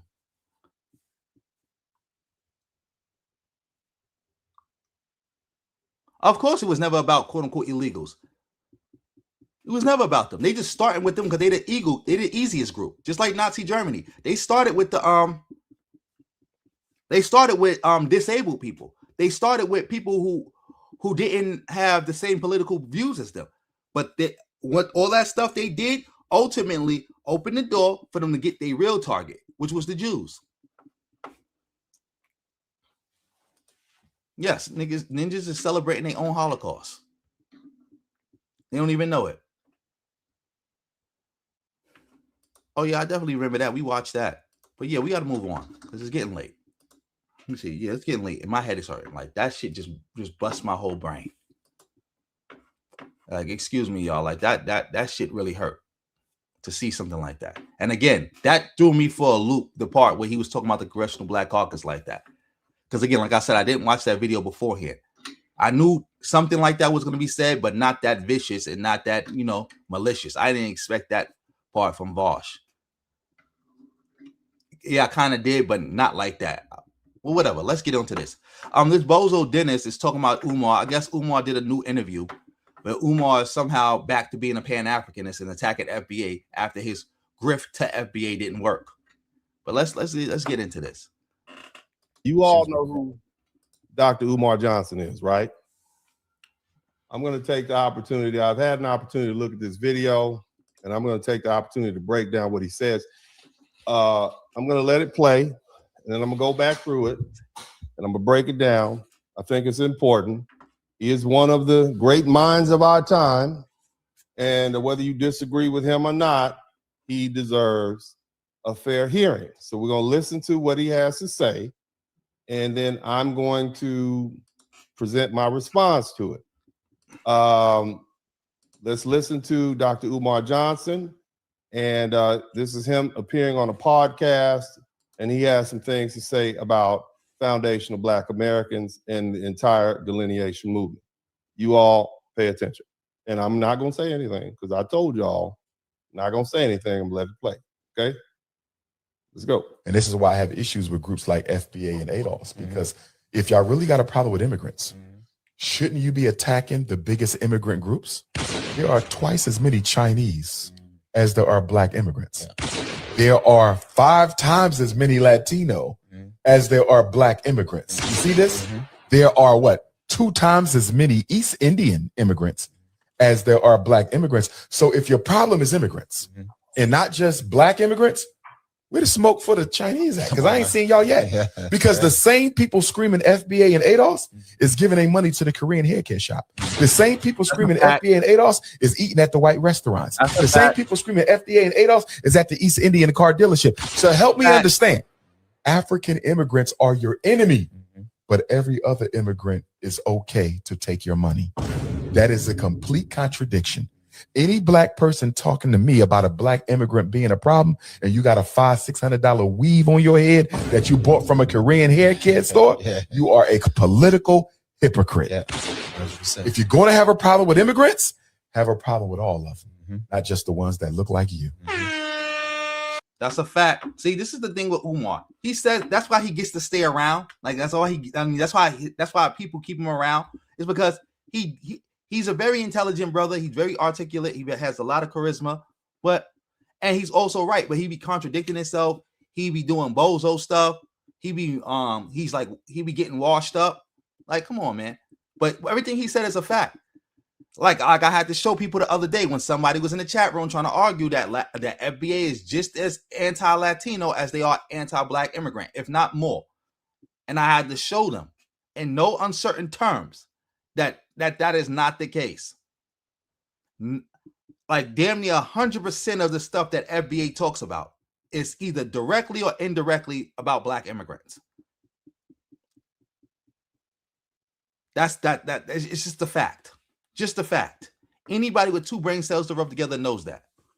Not even close. Not even close. So, Dr. Umar Johnson's argument, he's against delineation. And he's one of the biggest opponents of FBA, American delineation. And that matters because Dr. Umar Johnson has spent years positioning himself as a defender of Black people. So we listen to him, right? He's a Pan-Africanist, and he's for black unity. So when he criticizes the FBA, people listen. His fans listen, but listening doesn't mean he's right. Okay, he went on this podcast and he had this critique of foundational Black Americans, and I'm going to, I'll let you all hear it. And again, it's important to listen to because he's an intellectual mind of the time, right?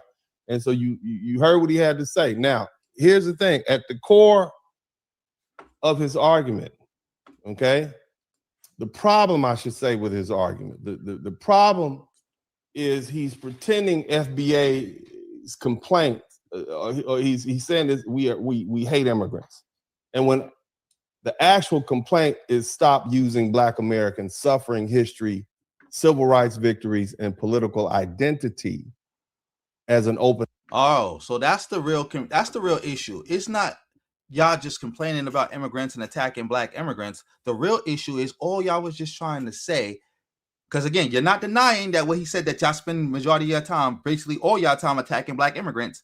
So now you're trying to justify it by saying, well, we only doing that because they using our stuff, and all we asking them to do is to please stop using our stuff. Oh, I didn't know that.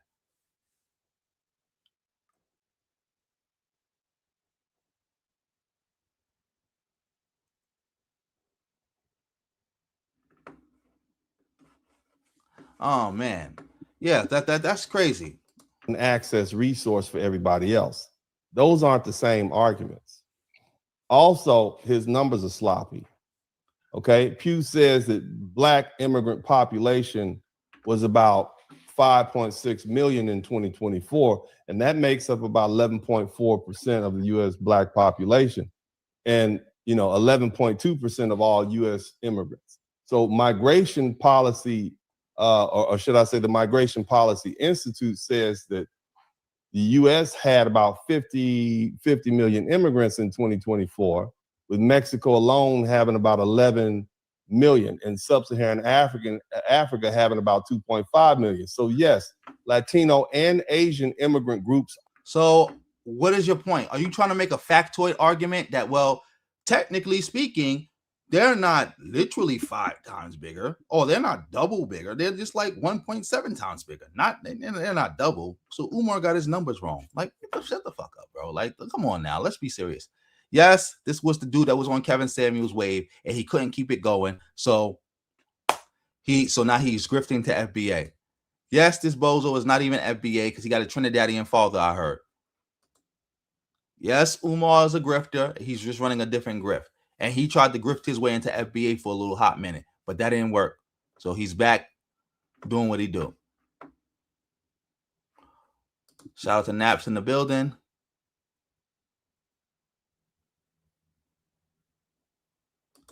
Of course, like I said, CD No Handle, he's not going to dismiss the premise. He's trying to justify it. He's trying to justify why FBA is doing what it does.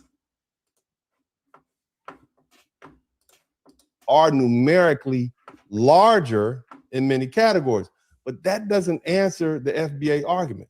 Okay, now his first point. All right, and I'm gonna break it down point by point. If y'all have a problem with immigrants, why not attack the biggest immigrant group? See, that's the first misdirection. Foundational Black American isn't simply saying immigrants exist, therefore immigrants are the enemy. That's not what they're saying. FBA is saying foundational Black Americans are a specific people with a specific lineage and a specific debt owed and specific political and social claims and needs. That the issue isn't merely about population size. The issue is identity trespass. In other words, these people are pretending to be us. All right, resource competition, political substitution, and a narrative theft. A Chinese immigrant or a Korean immigrant, he doesn't usually come to this country and claim to be the face of American slavery and start speaking on behalf of Black people. And we don't. When do they do that? See, again, like I said he was going to do, I knew it. You ain't going to try to refute nothing Umar said. You're going to try to justify why FBA does what Umar said that they do. Like, well, yeah, we do that, but it's because they cosplaying. Like, come on now. I don't know. That might be a picture of his mother in the corner. I don't see nothing wrong with having a picture of his mother in the corner. Yeah, bozos. These are bozo. Bozo. Like I understand. Like trying to take our reparations. Like that's what he basically arguing. Oh, they trying to take our reparations. That's why we attacking them. We don't attack the other groups. We just don't go after them because they're not pretending to be us. FBA has a small problem with them. FBA was created mainly for black immigrants. Like, come on now. Let's not do that. FBA comes out of ADOS. Their primary focus is black immigrants. Even this bozo right here, Dennis, is not even denying that. He's just trying to justify it. Like, so to try to make some type of comparison between how FBA goes after Latino and Asian immigrants to how they go after black immigrants, there's no comparison. There's none. There's none. There is none. Yeah, they just making that up. Never happened. Just trying to justify the hate. Even though he's not foundational black American, an Indian immigrant doesn't come here and claim that he claimed Jim Crow had a direct effect on him and his people were injured because of that. But many of these black immigrants and their children absolutely do enter the United States. They come to institutions of higher learning under this broad umbrella of blackness, and then they benefit from the remedies of scholarships and civil rights framework and diversity programs and cultural capital and historical sympathy built on the suffering of foundational black Americans. So Dr. Umar's answering an argument that nobody made. This isn't who has the most immigrants. This is who's being allowed to step into our political category and collect from our injury because they're pretending to be foundational black Americans. Now, the second point is, he said that again, like I said, he's trying to justify it. But let's see what he got to say now with the second point, because he didn't do a good job with that first point. There are more Chinese and Latino Indian immigrants than black Americans. Even if in the true broad terms, that still doesn't defeat the point. Numbers alone don't determine political impact. Okay, the Jewish people can tell you that. FBA concern is just how. That's true. True. Not like I said before to the FBA bozos when they were trying to discount how much black immigrants have contributed to black people by saying, well, their numbers wasn't that big. Numbers don't determine that. Many immigrants exist. That's not it. We're not concerned about how many immigrants exist. The concern is how immigration affects black American representation, employment, contracting, education, cultural ownership, and civil rights policies. You understand? And I think I hashed that out earlier. Foundational black American descendants of U.S. slavery, Jim Crow, redlining, convict leasing, exclusion, and domestic racial caste. That's a big difference from black immigrants. Okay? They're people. Come on, Dennis. You got to do better than that. Shout out to Mr. G 1804 for the 5. Thank you for the support.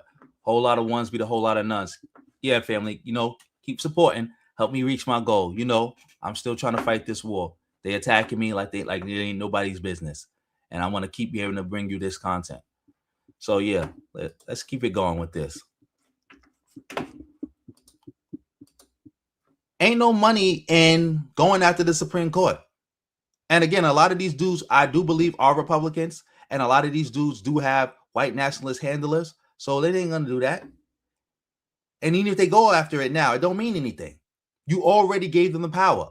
You going after them now, that just make you look like control opposition. It just make you do what? Look like control opposition. Shout out to B-Hop. Yeah. Collect what? What reparations? Ain't no reparations coming. Shout out to CD No Handle for the double up. I think this is the double up or the triple up.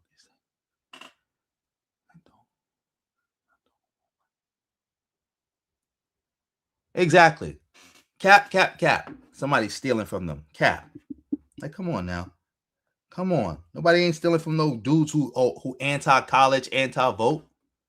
How'd that work? Who had ancestral injury, and it was real, but it wasn't in this country. And that distinction matters politically. Dr. Umar collapses all black people into one category and then acts like foundational black Americans are wrong for asking for precision. The second thing, where's the smoke for the Chinese? That's what he said. These are his words. This is what this learned doctor said. Where's the smoke for the Chinese? We don't have smoke for everyone when they disrespect. You see, we don't have smoke for everybody. Okay, when they disrespect our people or exploit our communities to benefit from our political struggle, but black immigrants get discussed differently because they're closer to the identity question. These people can fake like they're us. Look, Korean beauty supply owners economically exploit black neighborhoods. We know that. That's a real issue. Latino political blocs, they compete with black Americans for city resources and jobs and contracts and political attention. That's a real issue. Okay? Asian groups, they benefit from minority categories created through black civil rights struggle. We know that. That's an issue. So why are not talking about that? Why are not talking about that? Again, you just said that y'all was attacking the black immigrants because they benefiting off the civil rights stuff. But then you just acknowledge that the Asians also benefit off the civil rights stuff for black. That was quote unquote for black people. Why are not attacking them equally? At least 30-70. Like, all right, 70% on the black immigrants, 30% on the Asians or the other groups. Come on now. Come on. You're not doing a good job. I don't think you was a good lawyer, man. You ain't making the case good for FBA right now. No wonder you gotta become a YouTuber, because I guess you was racking up too many losses in them courtrooms, because you're racking up one right now.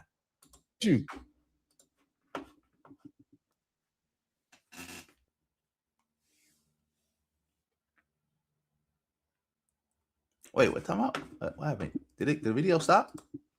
But see, here's the thing. African and Caribbean immigrants, the issue has a special layer. They get folded into Black America while having no lineage to the Black American historical debt because they look like us. You understand? That's why the conversation is different. It's not just because they look like us that we have smoke for them. It's that FBA has, that's not why we have a problem. It's because institutions use their appearance to satisfy the debt owed to our lineage without actually giving to us the opportunity necessary to undo the historical damage in which the program was set up for in the first place. And Dr. Umar is acting like all the issues FBA have with immigrants are identical. They don't have to be. That's right. They don't have to be. The different immigrants create different issues. But again, it makes no sense that you would spend this much time attacking just Black immigrants. Like, it'd be one thing if everybody got some smoke, but everybody's not getting no smoke. Shout out to East Coast Cab for the donation. Yes. How could Black immigrants do that? Like, again, you're not making no sense. You're saying stuff, but you're not making no sense. Dog shit argument. Exactly. America understands race. Exactly. Let's see what else we got. We got 114 people in the building. Shout out to everybody in the building. Yes, it was for Asians. It wasn't just for Asians, but yes, all Asians benefited from it. Because like I always explain to people, they understood, even though the xenophobia was directly aimed at Chinese people, they understood it would affect all Asians. There's no way you can spend all this time demonizing Chinese people and you think that's not going to affect Koreans, Vietnamese, Laotians, Japanese, Taiwanese, Filipinos, and the list goes on. And there's no way, Cambodians, Vietnamese, Thai, there's no way that wasn't going to affect them too. Because again, in America, we only do race. If an ethnic group is bad in the race is bad. And people can't tell the difference. You think anybody who went outside looking to try to hurt a Chinese person could tell the difference between a Chinese person and a Korean? You think they even care about the difference? No. No, they don't. Like, come on, man. Yeah. That is exactly why they were created. Yes, a bunch of the FBA bozos were former red pill Black women bashing YouTubers. That's a fact. This is their new grift. This is their new grift. This is their new grip. Yes, the Patels own 80% of the motels in America. That's a fact. Of course, they're not hostile to us, but they're going to just claim they hostile to us. Shout out to everybody in the building. Again, like I said, we got 114 in the building. Make sure y'all hitting that like button. Make sure y'all supporting the stream any way y'all can. PayPal, Cash App, super thanks, sharing the stream. Follow me on my social media sites. My DMs is always open. Email me, all that. Yeah. Let's keep going. Different groups bring different problems. The world isn't one big kindergarten rule where every group must criticize and get criticized the same way all the time. Different groups interact with foundational Black Americans differently, and so they get a different critique. Here's another thing he said. Y'all give money to the Korean hair stores while white restaurants and Indian car dealerships. And see, this is the weakest argument. It's the weakest part of the argument because buying goods in America isn't the same as surrendering your identity. A Black woman buying some hair from a Korean beauty supply store doesn't mean she's obligated to let African immigrants claim foundational Black American lineage.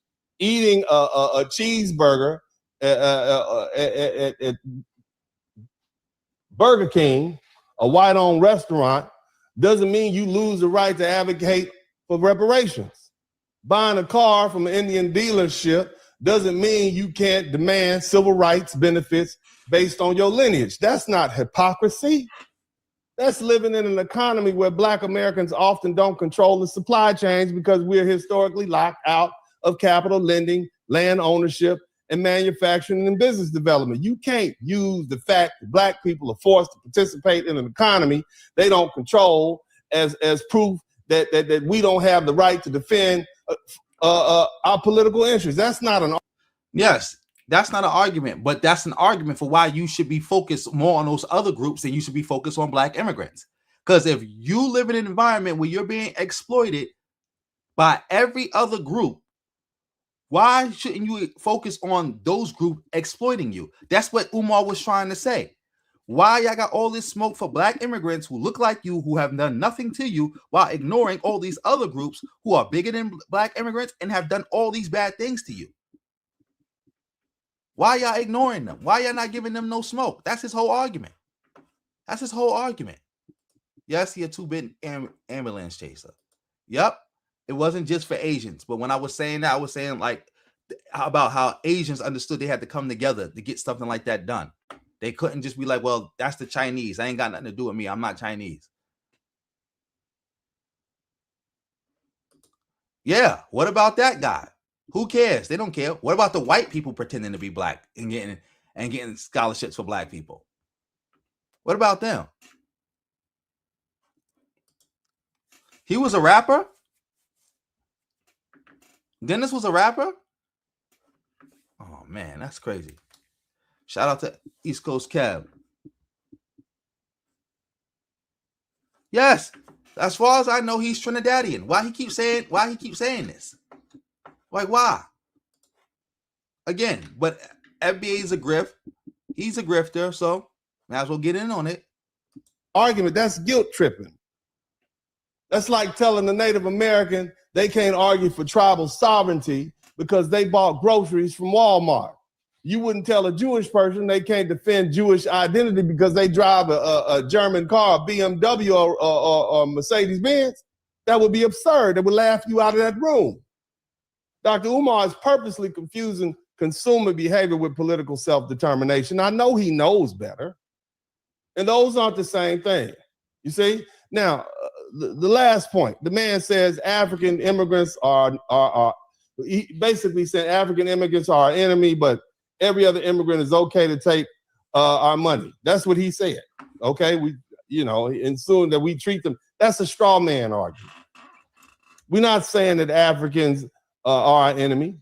The issue is conduct, it's positioning, and it's political competition. This is about money and resources and power and influence. If an African immigrant respects FBA lineage and doesn't speak down on Black Americans and doesn't pretend to be the authority of our history and doesn't use our civil rights struggle while it's at the same time insulting us and doesn't try to replace us in institutions built from our suffering, then there's no personal issue. But when you have someone calling us lazy, right, telling us we have no culture and we don't value education and we all criminals and inferior, right? Or we need immigrants to teach us how to behave. We're not doing that. Oh, people are saying that he did make music. I can't find it. Where's the music that he was making? I cannot find it. I cannot find it at all. Where is that music? Where is that music? We gotta find that. We gotta touch on that. Even if it's not tonight, we gotta touch on that. Shout out to everybody in the building. Then yes, we have a right to respond. And when institutions use Black immigrants' success to try to shame Black Americans, ignoring that many immigrants arrive through this selective immigration system, educational filters, family networks already set up, voluntary immigration, that becomes a political problem. See, here's the thing, the deeper issue that Dr. Umar. How come it's not a political problem when the other groups do it, but it's some magical, deep political problem when Black immigrants do it, who are not bothering us, by the way, who are not economically exploiting us, by the way? How? Umar Johnson is missing, okay? This is what I need you to understand. Dr. Umar's entire frame is Pan-African emotionalism. Blackface equals Black family. That's his thing. And FBA frame is political reality. Lineage, debt, injury, repair, all that matters to us. FBA isn't saying African people have no struggles. That's not what we're saying. We know they do. Black Americans, the foundational Black Americans, are saying their struggles aren't automatically our lineage claim. And we can respect other Black people without letting them politically merge into us whenever it benefits them, and then separate when it's time for accountability. That's the game that FBA is now rejected. Look, Dr. Oh man, you just rambling now. Shout out to Lord of Slaughter, one of my members. He's been a member for a month and he upgraded his membership. Make sure you go get your own membership, family. If Justin March gifted you a membership, make sure you keep it going. And if you feel like you need to lower it, lower it. It's all good. Just keep it going. Yeah, now everybody understands power. Now they all understand power. Now they all understand power. That's what I'm trying to figure out. Like that, now everybody understands power. Now everybody understands power. This is crazy. But yeah, I'm gonna find his music. Best believe. Maybe tomorrow I'm gonna find his music. We're gonna go over that. We got another failed rapper. Dan Calloway, failed rapper, turned indigenous bozo. Grifter bozo. Tariq Nasheed, failed rapper, creating the FBA cult. Dennis, failed rapper, creating, he's an FBA grifter now. Like, come on now. Gender warrior / FBA grifter. Umar, if he were listening to me, right? Here, I say, I would tell him, here's where you went wrong. You keep trying to turn this into a FBA hates immigrants, but that's easier. That's the easier answer than the real argument.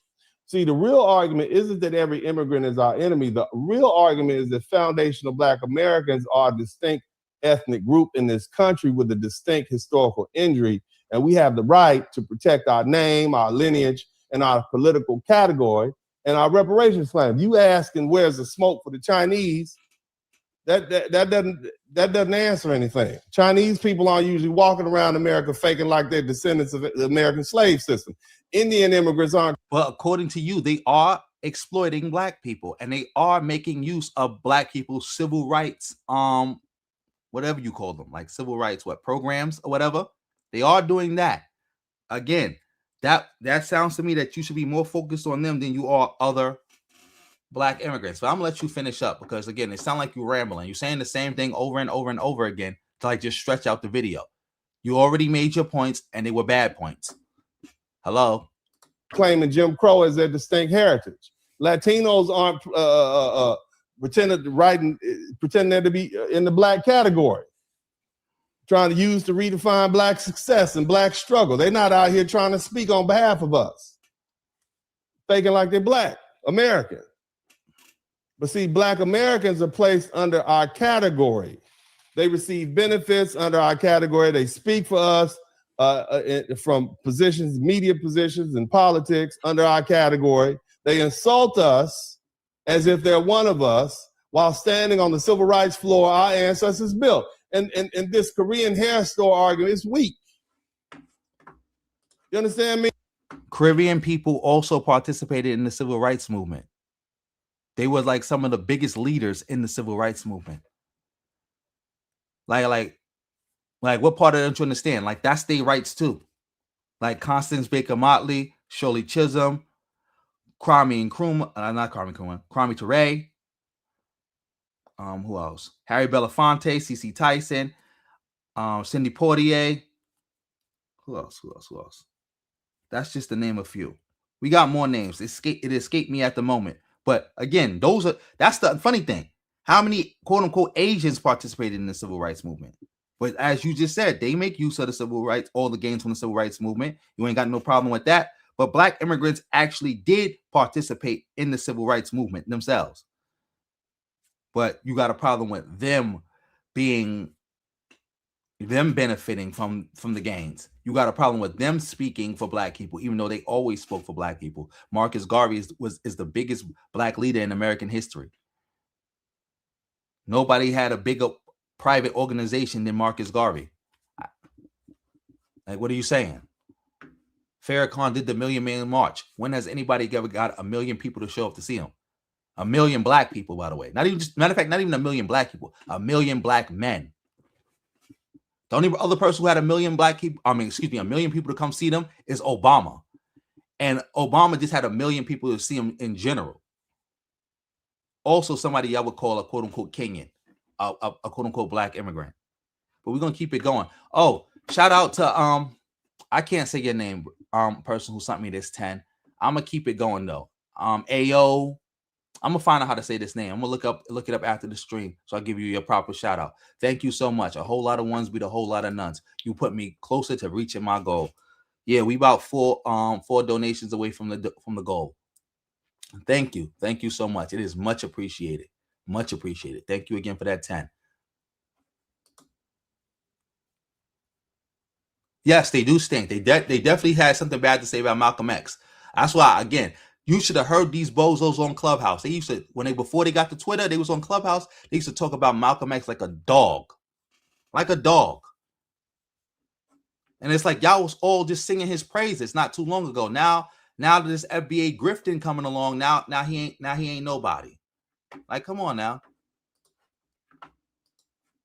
But let's keep it going. At what point does a Black woman buying weave erase her lineage? At what point does a Black man buying something in this commercial society, whether it's from an Indian or anybody else, means he foregoes the right to defend his family and his community? Eating in a restaurant has nothing to do with our political interests. That's not analysis. That's cheap talking points, man. The issue is not whether Black people spend money in America. We live in an economy we didn't build and don't control. I thought FBA was the foundation of the nation and they built everything. Now y'all didn't build the economy and y'all don't control it. Then you better stop talking like this before Tariq hear it and he start calling you a tether and kick you out of FBA. This is like the second time you said something that was contrary to FBA teachings. I don't remember the first time, but I do remember this time. You better get it together. For the wrong FBA bozo, here it is, and tell Tariq on you. Right? We've been intentionally locked out. The issue is whether foundational Black Americans have the right to say, do not steal our identity. Don't hijack our civil rights and our legacy. Don't use our suffering as because you're an immigrant. You're going to use it as an immigrant coupon. Don't come here disrespecting us. The very people who struggle open the door for you. That's not hate, that's boundaries. You've been a bad guest. That's what we tell them. They're bad guests. Yes, he definitely said something slick about Farrakhan. He said something slick about a lot of people. Remember, he even stopped celebrating Dr. Ben's birthday. Remember how he said, oh, we got holy days? Holy days? He stopped celebrating Dr. Ben and Malcolm X. He tried to celebrate them now again. But before, he had stopped celebrating them. He had stopped. Straight bozo. Well, yeah, let's let this bozo finish up because again, we ain't got all night for this. And every serious people on the earth has boundaries. FBA is not wrong for finally having some too. And I don't think there's anything wrong with that. A Panamanian hairline. Haha. Let me see. Oh, well, he's over. Shout out to everybody in the building. Shout out to everybody in the building. Shout out to everybody in the building right now. We got 122 people in the building. Make sure y'all hitting that thumbs up. Make sure y'all supporting the screen. Shout out to CD No Handle for the I think this is the triple up. Yeah, I think this is the triple up. Shout out for this too. Whole lot of ones beat a whole lot of nuns. Yep. Oh, I'll check the email for his music. We're gonna cover that probably like tomorrow or another day. But yeah, definitely gonna do that. Oh, you missed it. I already talked about the Supreme Court. I talked about the Supreme Court already. I already went in on that. Yeah. I went on that for like an hour. Yeah. Shout out to you. You could see it in the playback, but yeah. Yeah, I heard he's not FBA, and I'm rolling with the chat. They said he's Trinidadian, and he was married to a Jamaican woman before at one time. Yeah. Yeah, he got spit on in Israel. He's a bozo. And he was appreciative for being spitted on. Like, you're like, oh, thank you for spitting on me. But anyway, we got to cover this issue right here. Shout out to East Coast Kev. East Coast Kev, you still in the building? Let me know, because, like, again, you requested this video, and I want to know where do you want me to start at, or you just want me to go through the whole thing? Because you requested this video, brother. I'm going to just start it right now, but we're going to go through it. We got 125 in the building. Make sure y'all hitting the like up. I'm getting them likes up. Let's do that. Let's do this now. Africans do not like Black Americans. So this is a fact. No, it's an opinion, and a very asinine one at that. About how I thought people were going to mistreat us. Africans do not like Black Americans. So this is a fact. No, it's an opinion, and a very asinine one at that. About how I thought people were going to mistreat us and not like us. I was always thinking, or I've always been taught, oh, you know, Africans don't like African Americans. And nothing but love and not hostility. Remember that we are one Zambia, one nation. So anyone who looks black to us is our brother. Yeah, that's true. We are brothers. Connect with our culture, with our people, with our roots. They tell us that, so we stay away. So we don't help build our communities. They want to keep communities poor. Black Moses. I was called Superfly. Okay. Yes. Don't dislike Black Americans because we lost our culture. It's because deep down, y'all jealous. Y'all jealous that we the cultural engine. So African Americans are admitting to the fact that Africans do not hate them. Africans don't hate us. That's what they are saying. After visiting some African countries, now they realize that Africans do not hate them. So that. All right, cool. East Coast Kev. Yeah, we're going to start from right here. And yes, he definitely was I think he definitely was pushing passport, bro. Always. Definitely was. My fault, CD No Handle. If I would have saw that before we started this video, I would have went to it. But don't worry, I got you, though. Trust me, we're going to go through it. I just looked at the video a little bit. We're going to go through that. We're going to get them. Trust me. But yeah, let's get back to this. Narrative that people are trying to push, especially the FBAs, trying to push that Africans hate African Americans or Black Americans is totally false. But you know, you still have some African Americans, that is FBAs, basically making it look like Africans really hate Black Americans. But many of them too are sharing their opinions and sharing what they think about this whole thing going around on social media. Don't forget to like, don't forget to subscribe. You don't lose anything by liking. So just give the video a thumbs up. Let's go into the video, watch, come back and talk.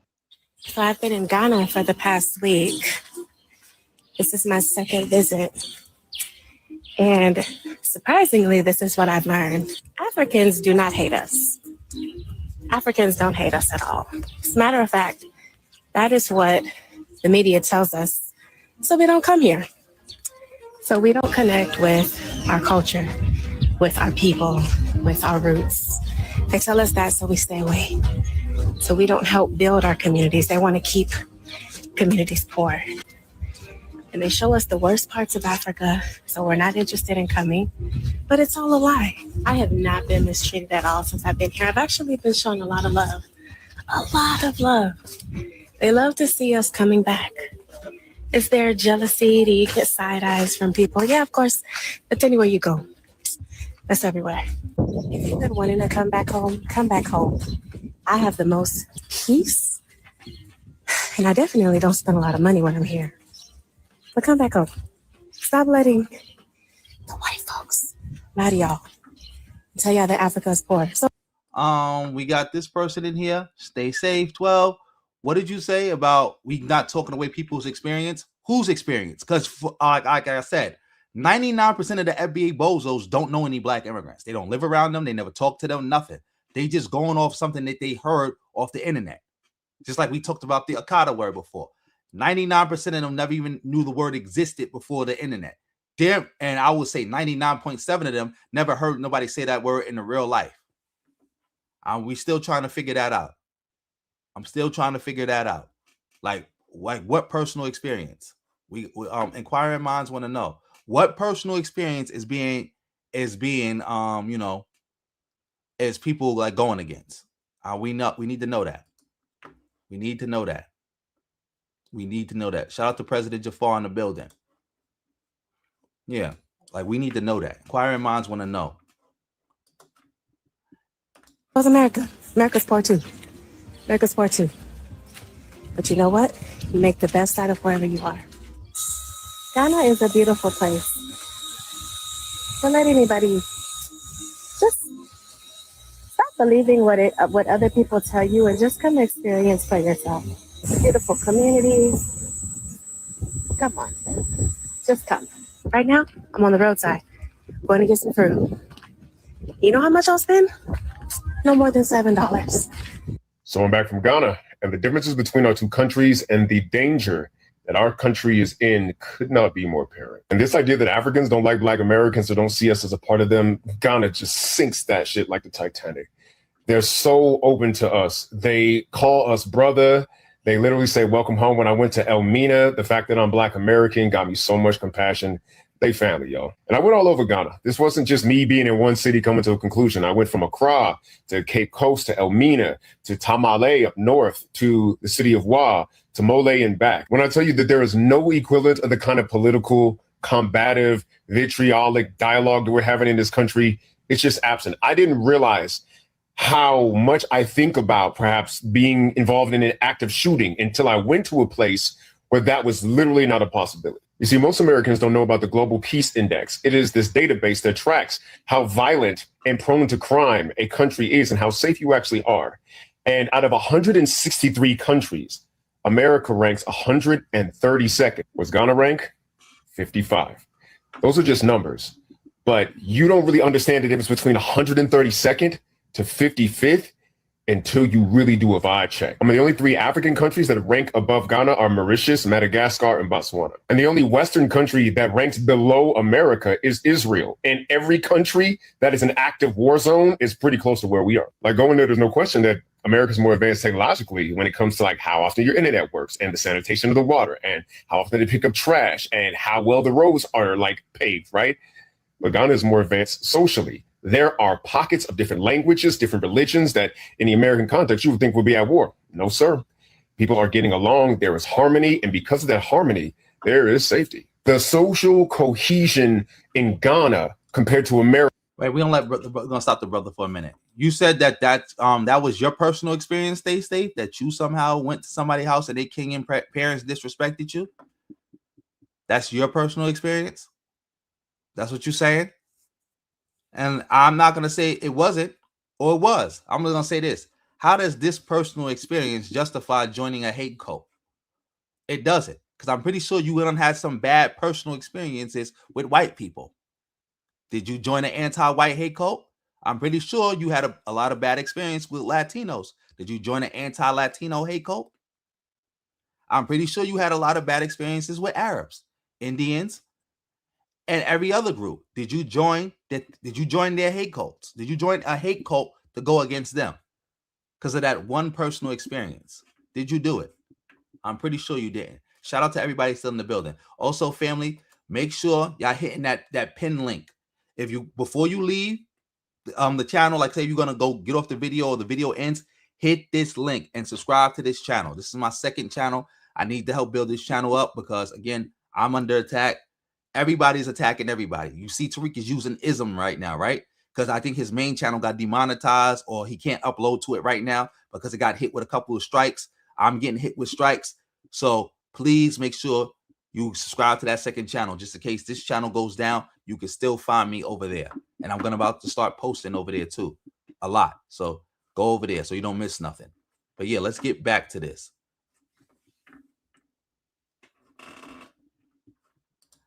You said you didn't join. So you're not FBA? Because FBA is a hate cult. So are you a part of FBA or not?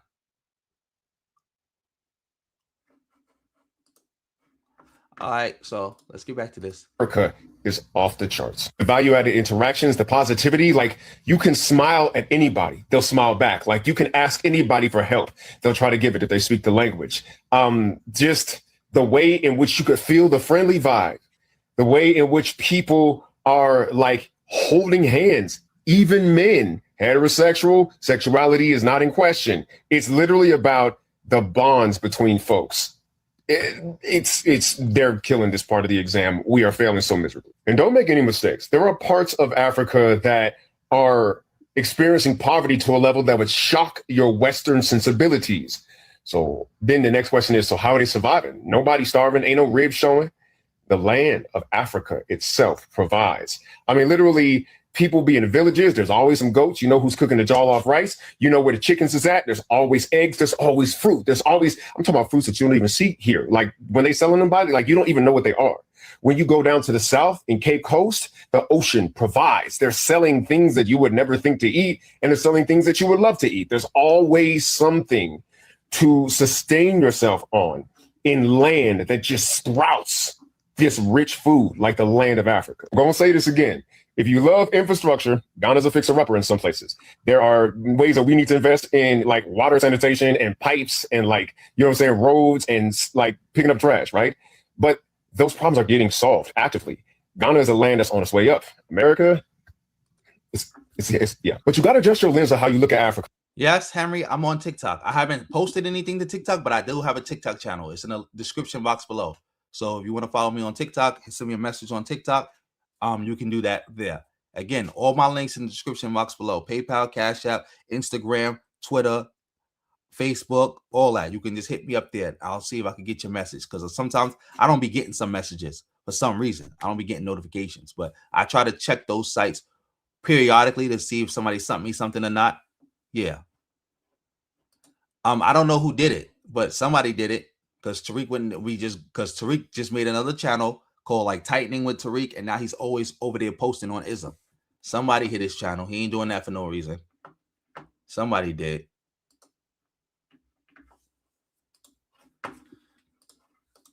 Because what you're looking at is a place that survived an apocalypse. The slave trade was an apocalypse. Colonization was absolutely an apocalypse. Have you noticed there's no apocalypse movie set in Africa? Because apocalypse movies are Westerners' greatest fear. What's going to happen if the bridges and the phones and the heating and the refrigeration don't work? Africa should get cut off, then they figure it out, and then they get cut back on again. Like, they're calling us out on how we lose our peace when we have poverty. I haven't been to Ghana. It's clear to me now. Material wealth is not the path to peace or freedom. Freedom is literally in kindness. It's in connectivity. It's like the safety that people provide because they understand that everybody is in this together. When you look at the political situation, they all love the president, John Mahama.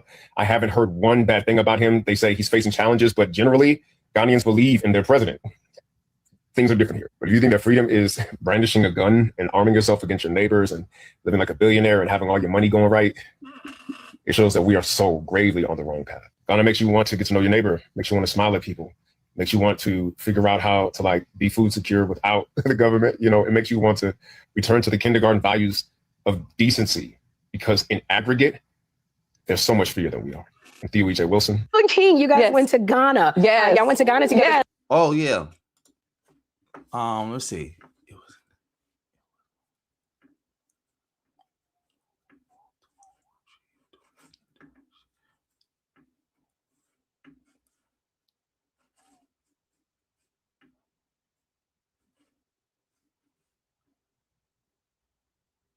Oh, let me see. I gotta scroll up. I guess I missed something. I guess you was talking to somebody else, Ayo. Oh, I don't know who else you was talking to. I'll figure it out. But yeah, shout out to everybody in the building. We got 120 in the building. Make sure you're hitting the like button and make sure you're supporting the stream. Let me see something. Who is this brother? Who is? Oh, I don't know who the brother was who was talking on the screen. I don't know who that was, but shout out to him. Shout out to him. Shout out to him. Shout out to him. I'm gonna show y'all the channel where I got this from at the end, so y'all could go subscribe to it if y'all want to. Hit the thumbs up and all that. But yeah, this was a request by East Coast Kev, and you can make requests too. Anybody, you can make your request. I might see it. I might not. I might do it. I might not. But if you donate, I will definitely see it, and I will definitely do it. Shout out to everybody still in the building. But yeah, this is dispelling the myth. Because again, we need videos like this to dispel the myth of real people who really traveled to Africa and can tell you what they really saw and they really experienced. Not some FBA bozo sitting in West Bubblefuck nowhere who ain't never been outside the county telling you that the black immigrants are destroying us and killing us and they hate us. No, that's out. So when you're in Ghana, because I want to visit Ghana, what's it like being back in the motherland? Oh my God. But love and not hostility. Everywhere he's gone so far, people have shown him nothing but excitement towards him. If Africans hated Black Americans, you wouldn't see crowds welcoming him, celebrating him, and treating him like family. And most of the online narratives that some FBA folks be pushing don't match real life. It just doesn't, because most of the Africans hate Black Americans talk lives on social media. It lives online. Real life interaction show respect and connection. The internet exaggerates beef that regular people don't actually live by. And online beef looks serious, but regular people don't move like that in real life. And we're seeing it in real time because people in Africa relate to him as a young Black person and not as some American outsider. And that's what Pan-Africanism looks like in practice. And lastly, you got to think about it, because TikTok is a white bourgeoisie app, and so are Instagram and Facebook. So of course, these platforms are going to push content that makes it seem like Africans hate Black Americans and that Black Americans hate Africans. The elite doesn't want to see us united. So that's why we're going to have to take a step forward to actually put Pan-Africanism in practice. What do Zambians think about Black Americans? One funny thing, Zambians, I think we look at Black Americans like they are like us. They are like our brothers and sisters. We don't look at them to be strange. If anything, the white man will look them to be strange. Even Indians, you know that Indians are closer to us more than the Muzungu, more than the whites. But the blacks, everyone except they will just tell by the accent. We have different cultures, but there's a motto which they say in Zambia that we are one Zambia, one nation. So anyone who looks black to us is our brother. That's true. We are brothers. Yes. And we know we are just separated by circumstances centuries ago, but we don't find anything wrong. That's why that's one of the things about Zambia, which is the hospitality. Africans do not like Black Americans. So this is a fact. No, it's an opinion, and a very asinine one at that. Because Africa is a continent with 54 countries. Is this video repeating itself? Because I think we watched this part already. Let me see. I think we did watch that already. I think the video is repeating itself. Or if countries and over 1.2 billion people. A statement such as Africans don't like African Americans is a very ludicrous statement, because one, is perpetuating this narrative that there is beef and animosity between Africans and African Americans. And two, what that is doing is it's generalizing an entire continent based off of the actions of a couple of African hairdressers who live in America. And this is coming from someone who has traveled to 4 out of 54 of the African countries. Okay, so I went to Tanzania and I was treated like royalty. People were bowing at my feet. I felt like I was some type of long lost queen who had finally returned to the land. Let's talk about Ghana. Ghana was one of the most beautiful countries that I ever visited. I had a family who opened up their home to me. They were feeding me 3 times a day. We were living by the beach. They were doing so much to just make me feel welcomed and loved. So this is for all of my African American people. Go to Africa. Go to the different countries that are there. Learn some of the languages, learn some of the cultures there, because this is the thing. There are more similarities than differences between Africans and African Americans. And we need to kill this narrative. We need to break the plane and start the conversation so that we can get to know each other and enjoy the beautiful continent that we call the motherland, Africa, Azania. Okay? Peace and blessings, y'all. African Americans are telling me in my comments, because I'm not from here, I don't have the right to speak about them. I've heard too many times that African Americans believe that we Africans look down upon them when we come to this country and we think we're better than them. It's false. When we were young in Africa, we worshipped African Americans. Yes. We changed our names to African Americans. My friends in school were called Jim Brown, Black Moses. I was called Superfly. Okay. Yes. Go King. Blacks in Africa, the barbershop, we go to barbershop until blacks started wearing afro and we stopped and we started wearing afro. We blacks hated our own fabric, the dashiki, until African Americans made it popular in the 70s and we all started wearing it back. As a case, I had his albums. We've watched all the movies. Kool-Aid High, TNT Jackson, A Hell Up in Harlem, Detroit 9000, Truck Turner, you name it. And then we go home and we're trying to practice how they speak and all that. That was when we were in Africa. Ask any African who went through the 60s and 70s. They'll tell you, oh, we love them. Maya Angelou moved to Ghana. And she was like a sister. 14 years she lived in Ghana. Her son had an accident and broke his leg and arm in Ghana. African Americans are telling me in my comments, because I'm not from here, I don't have the right to speak about them. Do you know W.E.B. Du Bois? Do you know where he died? He died in Ghana, was buried in Ghana, and Nkrumah built a center for Pan-African studies. He came to Africa, the first black PhD holder from Harvard, W.E.B. He came to Ghana, Africa, to tell us that our best way is to be Pan-Africanist. We listened to him. We didn't tell him, who are you to come from the United States and tell us what to do? That's a fact. But again, like I said, there's a lot of FBA bozos. They're very active online.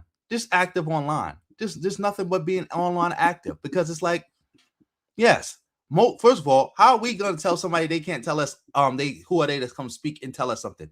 That's not how our identity works. We about putting our best foot forward. The black community in America is more meritocratic than pretty much every other community in the country. We are super meritocratic. If you black and you talking and we think you got the best plan, we're going to listen to you and we're going to roll with what you got.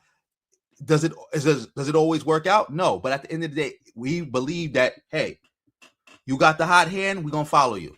We don't do this, oh, you can't speak because you light skinned. You can't speak because you was born in another country. You can't speak because of this. You can't speak because of that. We never do nothing like that.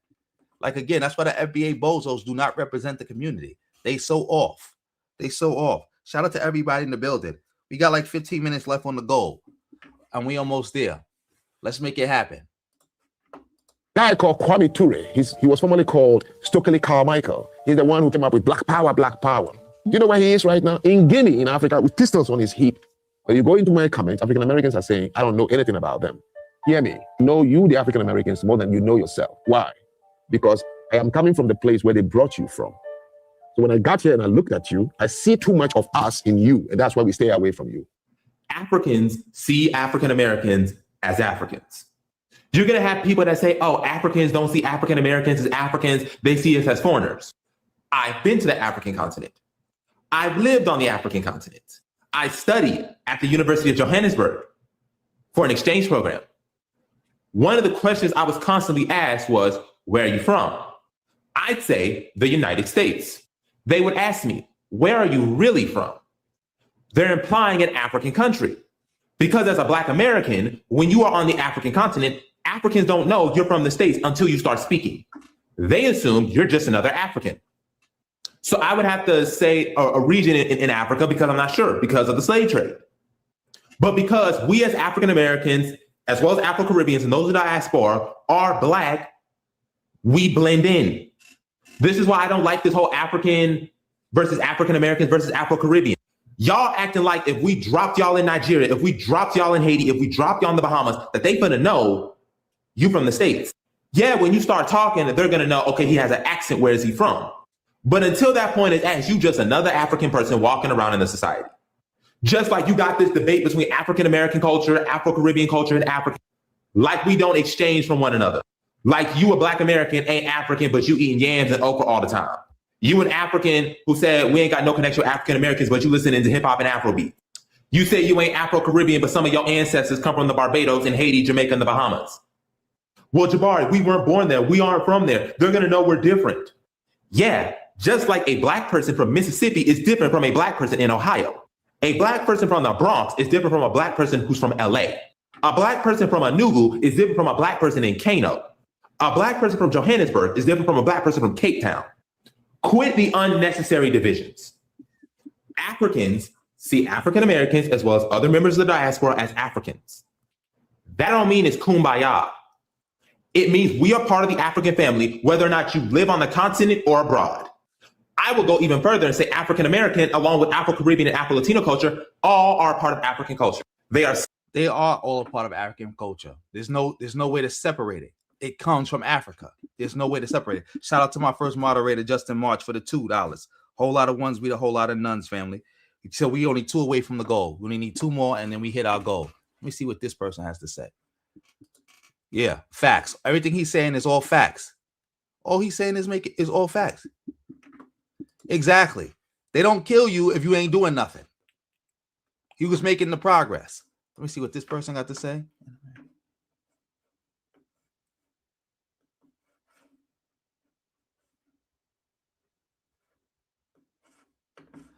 Okay. Like you see somebody playing soccer and you ask them where they from. That's okay. Like I don't get it. Like what point is you trying to make? But yeah, let's keep it going. This is some good content. You know, we needed this because my head is starting to feel better a little bit because all that other content had my head pounding. Subsets unique to their own circumstances. And y'all can rep your culture because that's what makes African culture special. Okay, I'm going to tell you guys about what Africans actually think about Americans. Let me just say Black Americans.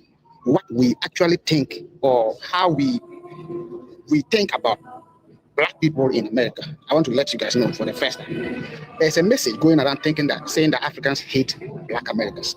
I want to tell you guys from myself growing up in West Africa, Ghana, how we used to honor Black people, Black celebrities. Even till today, if you go to every African home, especially young guys, you see big calendars of Black celebrities in America, Jay-Z, whatever. We honor them like we wanted to be like them. We listen to their music growing up. The way they dress, whatever they do, that's what we were doing growing up. So when I came to America and I'm here, Africa, so I like America. Maybe Africans in America don't like it. When we come here, maybe something changed. But the truth about how we see Blacks in America from our African standpoint, let me say West Africa, because if you want Blacks, mostly in West Africa. How we honor them, I don't even think the real Black Americans honor their celebrities like we do in Africa. I do believe that too. That's a fact. I don't think we be honoring our celebrities like they do in Africa. Shout out to the Lord of Slaughter for getting me one step closer to the goal. Yeah, FBA is definitely losing steam. They definitely losing steam. But the problem is they did a lot of damage while they did have steam. So yeah, you definitely gotta definitely gotta stay on their neck though. And we gotta understand too, just because they lose steam don't mean they can't pick back up steam. The way they dress. I remember growing up, 50 Cent, when 50 Cent came, the actual picture on his album, the back cover of his album, that the one he removed his shirt and they draw whatever. You go to a young guy's room, almost every young guy, you go to his room, you see a very giant picture of that particular calendar, as big as a door, hanging out in his room. When you enter, that's what you're going to see first. As I remember, P. Diddy, okay, we call him Puff Daddy. We were calling him Puff Daddy. You see Puff Daddy with his nice shoes, the way they wear their hat, turn it like this. We will go and buy hat because of that. We just want to dress like that. I remember Nelly with those things here. We just wanted everything they do, we do the same. The way they dress, they're wearing bigger t-shirt, oversized t-shirt. We also go and buy oversized t-shirt to wear just to look like them. They wear their hat, turn it like this. We also go and do the same thing. Everything, their music, there was no song. People like Jay-Z, Nelly, this guy, Jaru, this guy, Sean Paul, all those kind. Let me talk about my age limit. That's where I don't know further music. I'm not even used to Michael Jackson music like that. But those hip hop stars in America, we honor them like we were holding them like role model. We wanted to be like them. We have guys naming themselves. Oh, my name is Cisco. Oh, my name is Jay-Z. I am this. I'm 50 Cent. And we. Even in our school, secondary school, we attended boarding schools. So every Saturday is called entertainment night. We have entertainment night in every Saturday.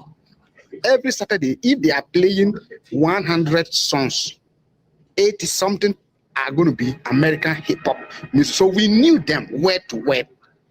So when you come to America and they say Africans don't like America, I used to like a Black American. I'm like, at first, it got me, I was so weird. It was so weird to even think about it.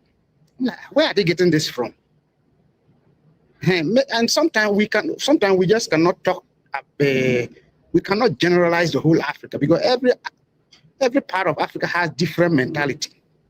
The way East Africans think is not the same West African things or South African things or North African things. So maybe, but Africa is Africa. So you can, but West Africa, we don't play with our Black Americans. And anytime one of them visit Ghana, Nigeria, Ivory Coast, Togo, Burkina Faso, whatever, Liberia, you will see the crowd. If they are going to the stadium will be sold out. 80,000 capacity stadium will be sold out. I remember when Chris Brown came to Ghana. I remember this guy, Shaggy, came to Ghana. Immediately. Oh, Shaggy is Caribbean, but you know, like I said, it's all black. We all know that. Shout out to President Jafar for the two. He helping me. Just like you said, Caribbean people don't deny their African roots. Never did. Shout out to President Jafar for helping me hit my goal, man. Shout out to everybody who participated tonight and helped me hit my goal. Much appreciated. Much love. All that. Much appreciated. Yeah. Much appreciated. Like the African brother teaching right now. The day he is coming, people will drive 10 hours to come to that event because their hero is coming. We honor them. And when they are coming for just a visit, not even a show, a visit, anytime we just notice that this guy is an American. We want you to see things, even places that you have to go and pay money to see, like to visit. They are offering it to you for free to make you just know the thing because we want you to know. But when you come here, the story is different. Africans don't like us. It's so weird, to be honest. Some of us, it's so weird to even think about it. We love our Black Americans, those that we know. If you go to Africa and see, we'll print t-shirts with Puff Daddy t-shirt like that, with his picture, big picture in front of our shirts. And that's what we wear. There was a time I remember, they came out with, one of them came out with an oversized shoes. They are wearing oversized shoes. And we also start wearing them. I was in high school. You just go and buy shoe oversized and we'll put something to push so that it will not fall. And you wear the oversized shoe and just be walking on campus. And that was life because that was what we see the American guys doing. And we wanted to be like them.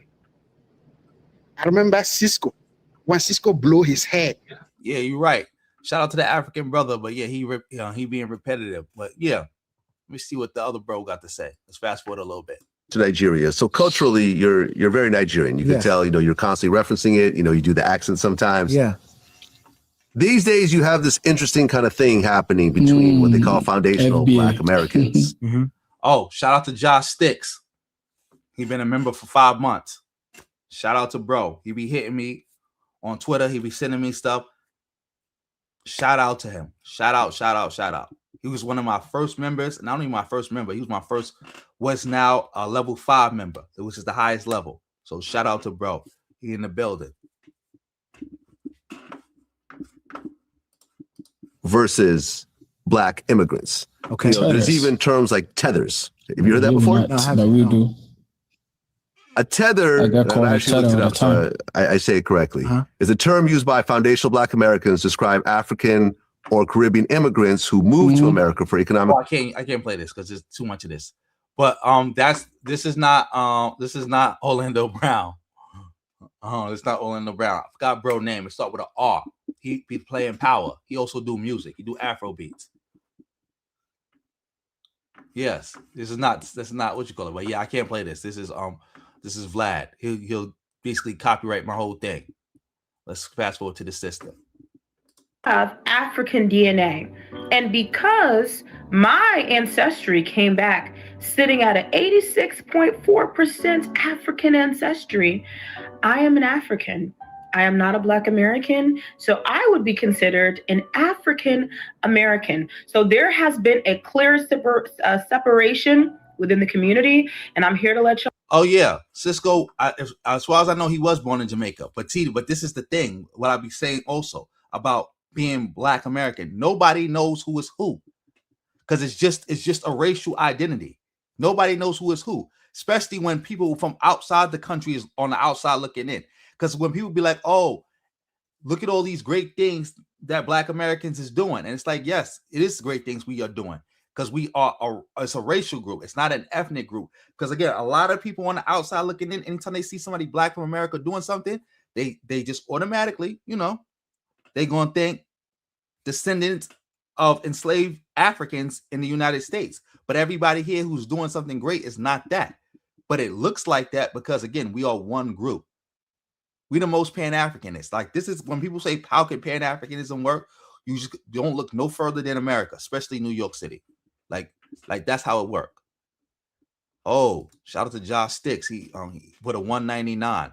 Whole lot of ones beat a whole lot of nuns. Thank you, bro. Like, again, shout out to you again. I'll be trying to cover more and more stuff that you be sending me too. Always, always, always peace and love.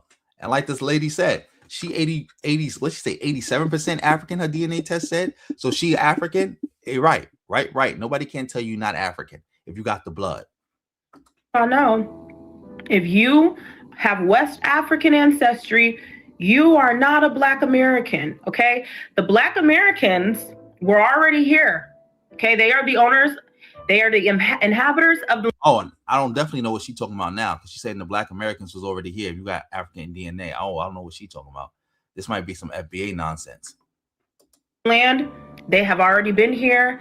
Their ancestors... Yeah, there's some Black Aboriginal stuff. We're not doing that. Sorry, lady.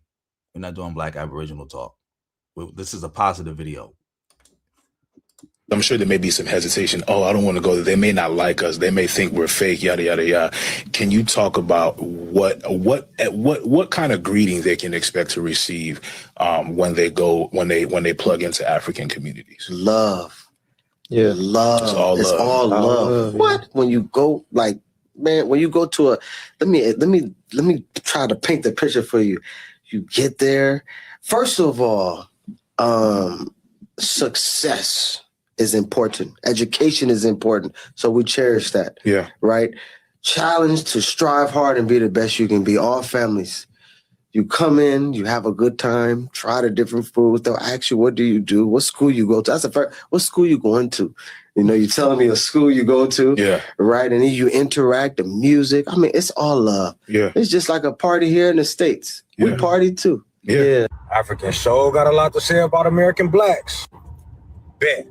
Africans don't dislike Black Americans because we lost our culture. It's because deep down, y'all jealous. We know our tribes, but y'all don't know y'all power. American blacks been through hell, and we... It's so funny. You see, it's so funny when you listen to some of them and the... Oh yeah, so it is getting repetitive towards the end. So yeah, we listened to this video. We went through it. Shout out to this bro right here. I'm gonna subscribe to his channel. You can subscribe to, you can hit the thumbs up button. Shout out to him. Shout out to East Coast Kev for recommending this video. Yeah, we ain't doing that. That was a positive video. We ain't listening to more FBA Bozo, especially ones repeating themselves. That's out. That's out. That's out. That's out. Yeah, and I'm jacking everything that these people said about like their positive experience in Africa. I don't think they lying. I don't think they lying because again, I'm from New York. I know that ain't no lie. I know it ain't a lie. Yeah, I covered the Supreme Court's decision already. I'm interested to see how these FBA bozos is gonna cover it because I haven't seen anybody under them cover it. But I'm pretty sure all the regular Black people are covering it and they losing their mind, and rightfully so. But yeah, shout out to Josh Sticks in the building again. Shout out to him. Shout out to bro. Yeah, 5 months a member. Much appreciated. Much appreciated. But we're gonna switch gears real quick. For all you don't know, this is Phil the Bozo covering the violence that's happened, the xenophobic violence that's happening in South Africa. FBA Bozo Phil himself. Matter of fact, let's see this. A racist country can't be race neutral. This is Yvette Carnell. I guess she was covering this Supreme Court decision. She's a bozo. No way. You the mother of all this FBA bozo-ness. You wore the MAGA hat. You was the one celebrating when what you call it lost. You were doing that when Hillary Clinton lost. You can't cry now. This is crocodile tears. This is crocodile tears. Get out of here. This is what I said the FBA bozos would do. This is what I said they would do. They sat around creating the environment for something like this to happen, and then now they want to cry about it happening and act like they're going to try to find out some solutions. You did this. Yeah, I saw that she announced she was going to do that. But again, that don't restore black power, because again, a lot of those seats ain't going to go to black people. Who knows who they're going to go to? Who knows if those people even care about black rights? That's another reason why the lefties ain't too mad about this situation anyway, because they know a lot of the blue states are going to redistrict, which is going to create more blue seats, and they're going to fill those blue seats. That ain't a win for us. Like, remember, the Democrats being a big, strong party is only a win because they push black issues. That's only a win for us because they push our issues. A Democratic party that we don't got no power in, we don't got no say-so in, and don't push our issues, and in some cases are aligned with the Republicans against our issues, that's a Democratic party that's worthless. That's a Democratic party that's worthless. Yep. But yeah, let's get into this. Let's get into the Phil the Bozo. We'll see what he got to say about the xenophobia going on in South Africa.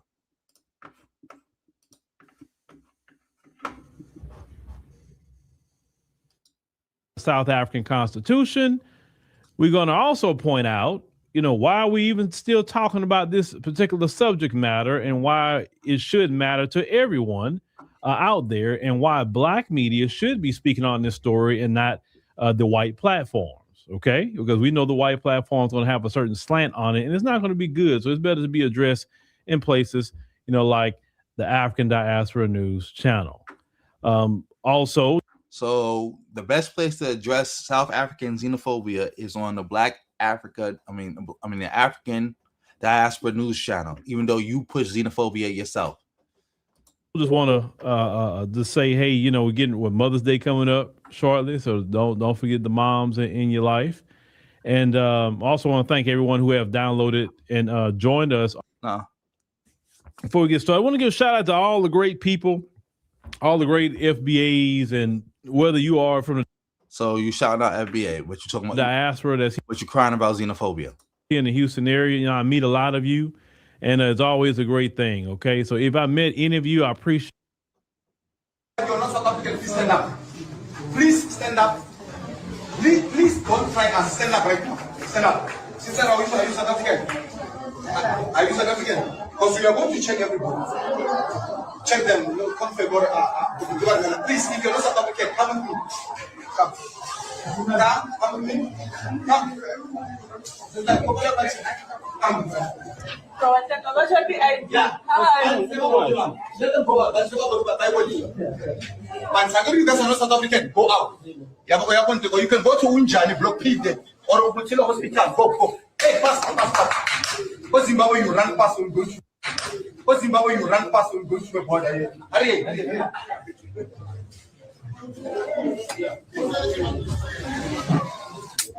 Madam South African. If you know yourself, please stand up. If you know yourself that you're not South African, please all these nurses and doctors, they are here for South Africans. South Africa. Please stand up. Don't try us. Everyone says, hey, what's that? You run past the border and again.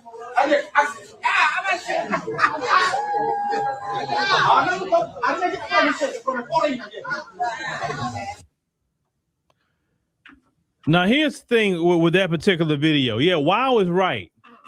You know what's bad about that video? Nobody stood up and said, hey, bruh, hey, people sick in here. Chill out, man. Like, y'all had that conversation somewhere else. I am not even feeling good. I don't want to hear this crap. Everybody stay quiet. And why are you staying quiet? Matter of fact, you're staying quiet when you see FBA do all kind of bozo-ness. In fact, you're pushing it. You were one of the main people out here pushing for a boycott against black immigrant businesses.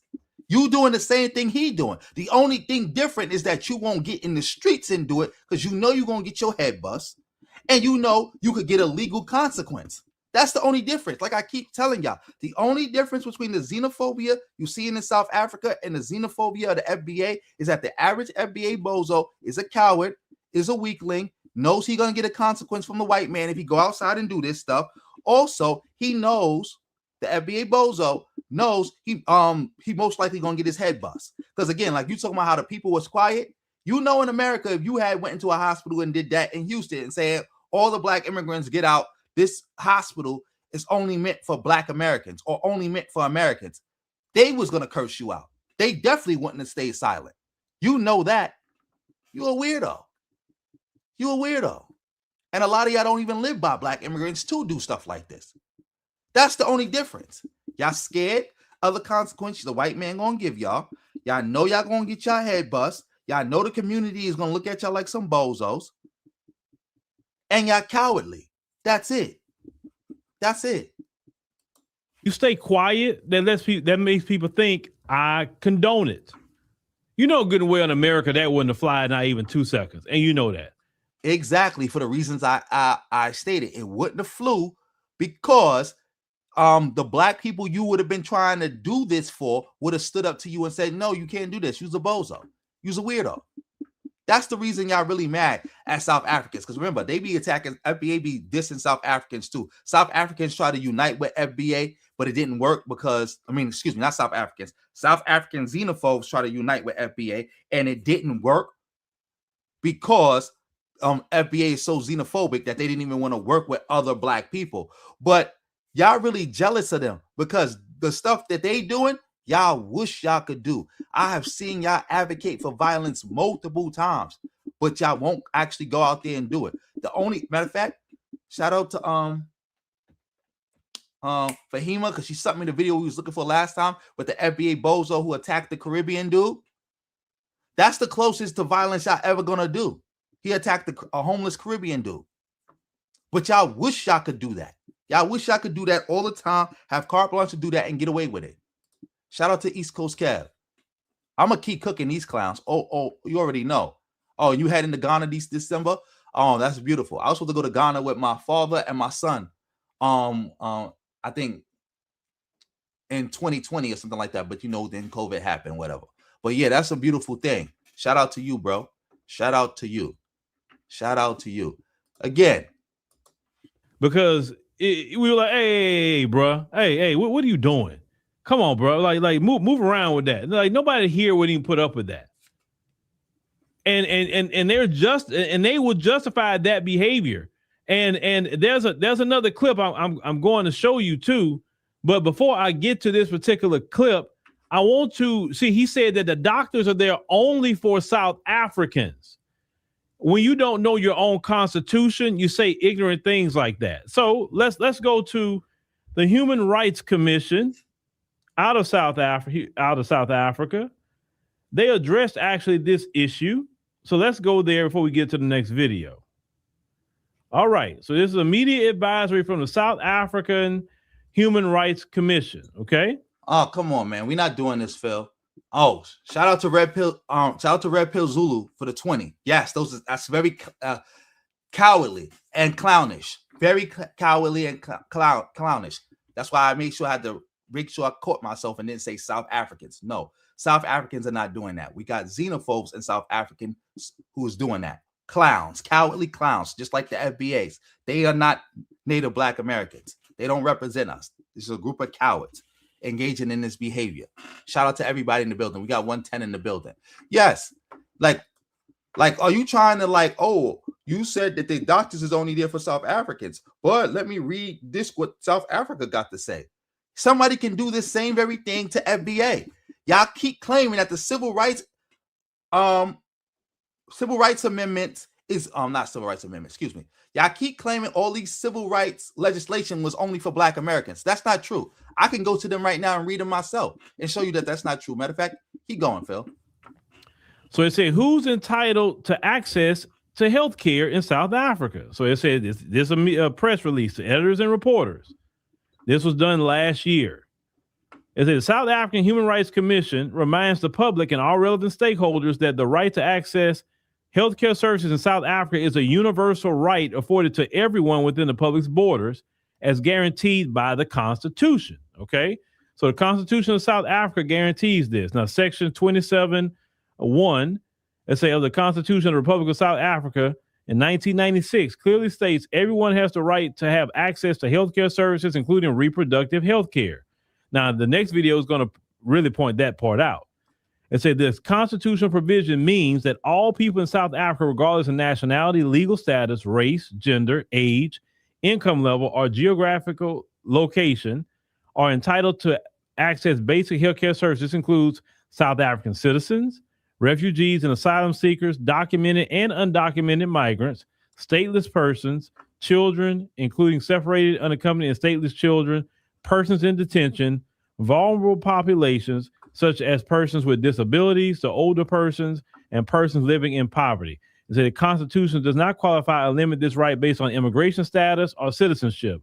Furthermore, in accordance with Section 27.3, no one may be refused. That's enough of this. In fact, emergency medical treatment. This provision ensures that emergency health care must be provided unconditionally by both public and private health facilities. Okay.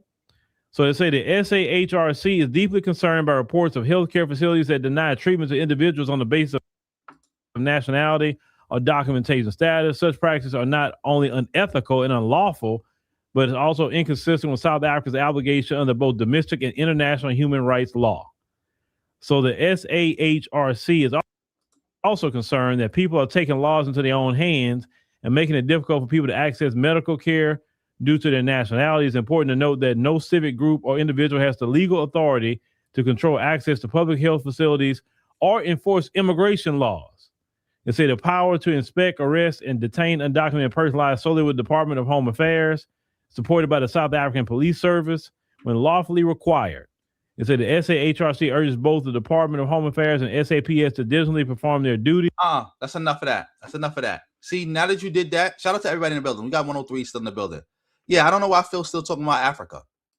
And I got a feeling, I don't know why he got the title in his name of his channel of Africa. I don't know why it's not called FBA News channel. But I have a feeling he's going to use this to try to demonize all South Africans and try to say that they are cowardly people as a whole because we in America would never do nothing like that. I got a feeling that's the direction he's going to in this. Shout out to Justin March for the double up, for the 2. Whole lot of ones beat a whole lot of nuns, helping me reach my second goal. 1 away from my second goal. That's to fight the war, and then we good. But yeah, let's switch it up. Let's switch it up real quick. As y'all can see on your screen, this is going to be LBJ talking about the Civil Rights Act of 1964.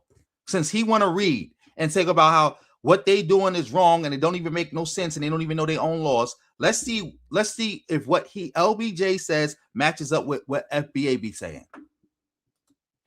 My fellow Americans, I am about to sign into law the Civil Rights Act of 1964.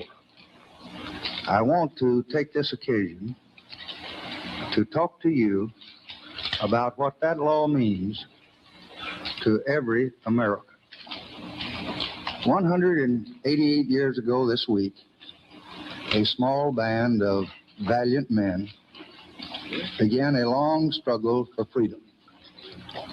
They pledged their lives, their fortunes, and their sacred honor, not only to found a nation, but to forge an ideal of freedom, not only for political independence, but for personal liberty, not only to eliminate foreign rule, but to establish the rule of justice in the affairs of men. That struggle was a turning point in our history. Today, in far corners of distant continents, the ideals of those American patriots still shape the struggles of men who hunger for freedom. This is a proud triumph. Yet those who founded our country knew that freedom would be secure only if each generation fought to renew and enlarge its meaning. From the Minutemen at Concord to the soldiers in Vietnam, each generation has been equal to that trust. Americans of every race and color have died in battle to protect our freedom. Americans of every race and color have worked to build a nation of widening opportunities. Now, our generation of Americans has been called on to continue the unending search for justice within our own borders. We believe that all men are created equal, yet many are denied equal treatment. We believe that all men have certain unalienable rights, yet many Americans do not enjoy those rights. We believe that all men are entitled to the blessings of liberty, yet millions are being deprived of those blessings, not because of their own failures, but because of the color of their skin. The reasons are deeply embedded in history and tradition and the nature of man. We can understand without rancor or hatred how this all happened, but it cannot continue. As y'all heard him say so far, he's talking about skin color. He didn't just say specifically black people. He's talking about different nations and all that. He's giving a backstory about why this is happening. Shout out to Black Adam 7076 for the $5. You helped me reach my goals. Much appreciated. That's right. My first moderator goal. We hit our second goal for the night. We good. Thank you. Thank you. Thank you. Make sure you supporting the stream, family, hitting that thumbs up, doing all that good stuff. Thank you so much. Let's keep this going.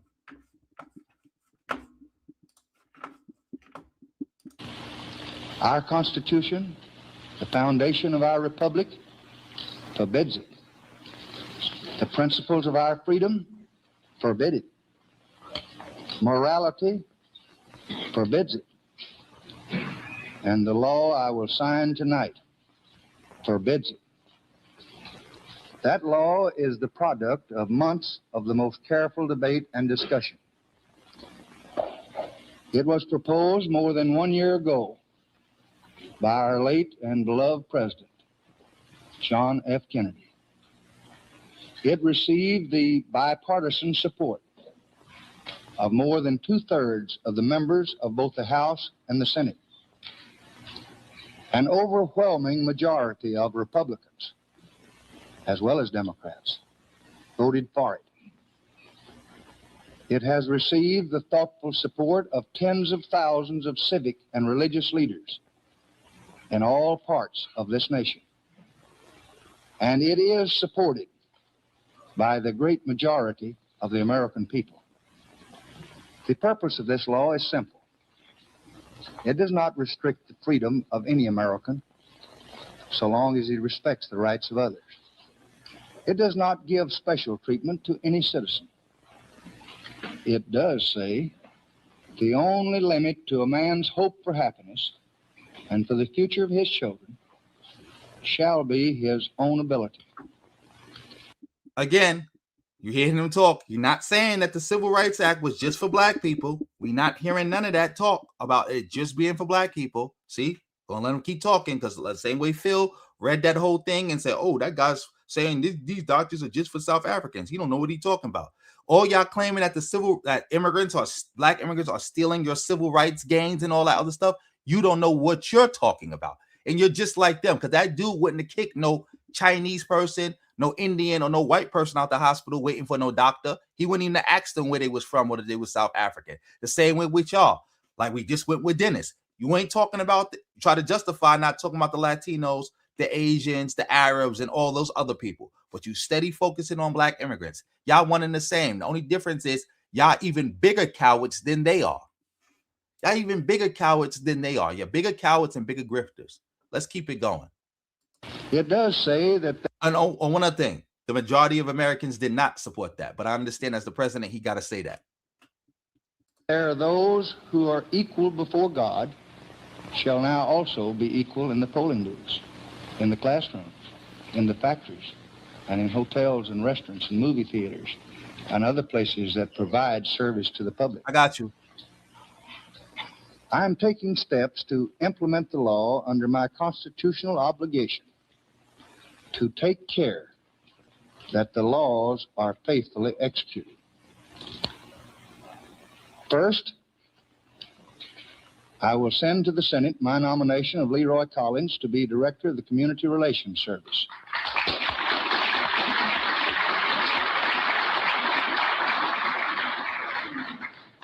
Governor Collins will bring the experience of a long career of distinguished public service to the task of helping communities solve problems of human relations through reason and common sense. Second, I shall appoint an advisory committee of distinguished Americans to assist Governor Collins in his assignment. Third, I am sending Congress a request for supplemental appropriations to pay for necessary costs of implementing the law and asking for immediate action.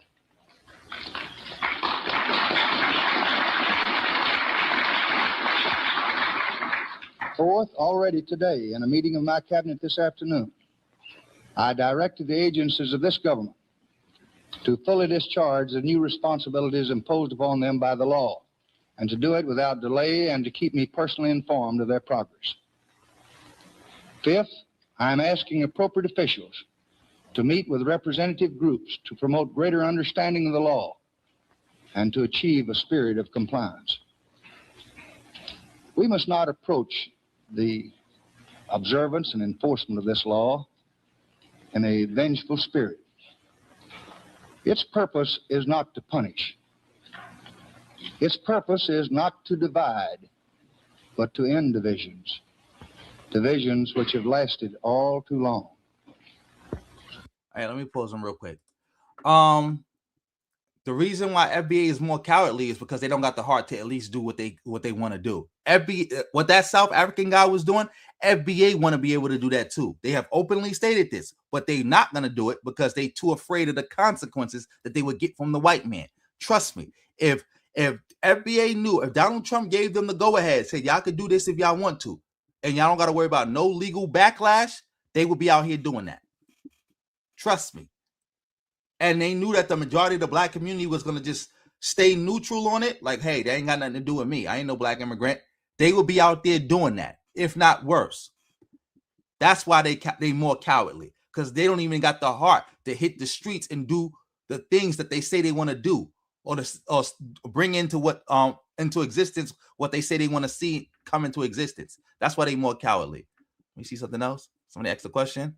How did it pass with so little support with white people? Is because, remember, we got a representative democracy. So if you can convince the representatives to do something, even if their constituents don't support it, you can get it through. Remember, this is why the parties switch, because so many Democrats who represented racist white areas went along with LBJ because LBJ was the president, and he basically used his bully pulpit to bully the Democratic representatives to voting with him. So when they did that and their constituents saw what they did, they all immediately flipped and started voting Republican. Remember, the last time the Democrats won a white majority, got the majority of the white votes, was in 1964. They never got it again since 1968. They never got it again since 1968. Since 1968. Let's keep it going. Its purpose is national, not regional. Its purpose is to promote a more abiding commitment to freedom, a more constant pursuit of justice, and a deeper respect for human dignity. We will achieve these goals because most Americans are law-abiding citizens who want to do what is right. This is why the Civil Rights Act relies first on voluntary compliance, then on the efforts of local communities and states to secure the rights of citizens. It provides for the national authority to step in only when others cannot or will not do the job. This Civil Rights Act is a challenge to all of us to go to work in our communities and our states, in our homes and in our hearts, to eliminate the last vestiges of injustice in our beloved country. So tonight I urge every public official, every religious leader, every business and professional man, every working man, every housewife, I urge every American to join in this effort to bring justice and hope to all our people and to bring peace to our land. My fellow citizens, we have come now to a time of testing. We must not fail. Let us close the springs of racial poison. Let us pray for wise and understanding hearts. Let us lay aside irrelevant differences and make our nation whole. Let us hasten that day when our unmeasured strength and our unbounded spirit will be free to do the great works ordained for this nation by the just and wise God, who is the Father of us all. Thank you and good night. Okay, we went through that. As we heard, it was nothing about black people, just about black people. So I don't know how anybody's stealing anything from black people. But to answer that question fully, the last time, this is the last election right here. Can y'all see on your screen? 64. 64 was the last presidential election where white people, where the Democrats won the majority of the white vote. 64. That was it. 64. From 68 to now, the Republicans have gotten the majority of the white vote. They saw the Civil Rights Act passage as a betrayal. They didn't fully understand it in 64 until they started seeing it being implemented. Then that's when they was like, oh, hell no. And then the party switched. Just like that. Let me see something. Oh, shout out to I don't know how I'm supposed to pronounce your name. 3. I'm just gonna say 3. Oh, you said we need to show in the Cold War? No doubt, we could do that. Yeah, email me and let me know who you make sure you tell me who you are. Shout out for the 199. Yeah, but let's get back to Phil, the bozo. Where he at? Come on, bozo. And here, that's the problem. They're not performing their duties to avoid citizens taking the law into their own hands. Clearly, they're not doing their job. That's why that's happening. And so the commission, through its monitoring work, has seen challenges in the healthcare sector, including staffing shortages, long queues in clinics, and hospital shortage or limited bed spaces. The commission continues to engage healthcare facilities leadership, MECs, and the relevant departments of health with a view to address these systemic challenges. It will be considered illegal. But see, here's the problem, Human Rights Commission. Here is the problem all the way around. The Department of Home Affairs is not doing their jobs. You clearly pointed that out. The South African Police Service is clearly not doing their jobs because the people are breaking the law and taking what they feel is the law into their own hands because you don't control your country the way you should. And it shouldn't get to the point where citizens feel that they have to take the law into their own hands. See, a lot of citizens. Right. The Southern strategy. And look, Phil is trying to justify it by saying, well, the South African government did a better job providing services, then the citizens wouldn't have to engage in the xenophobia. So you justifying the xenophobia. You literally are right now saying that what their people are doing, them South African xenophobes are doing, is justified because they're not getting the resources that they feel they deserve. So it's okay for them to go after other black people like that. So this is you justifying it, because again, I knew you was because you FBA. You need to justify why y'all go after black immigrants. Isn't that y'all justification? Well, they taking our resources. Isn't that your justification? They taking our resources, right? So that's their justification too. We not getting our resources. It's not enough, so we got to step up. Shout out to everybody in the building.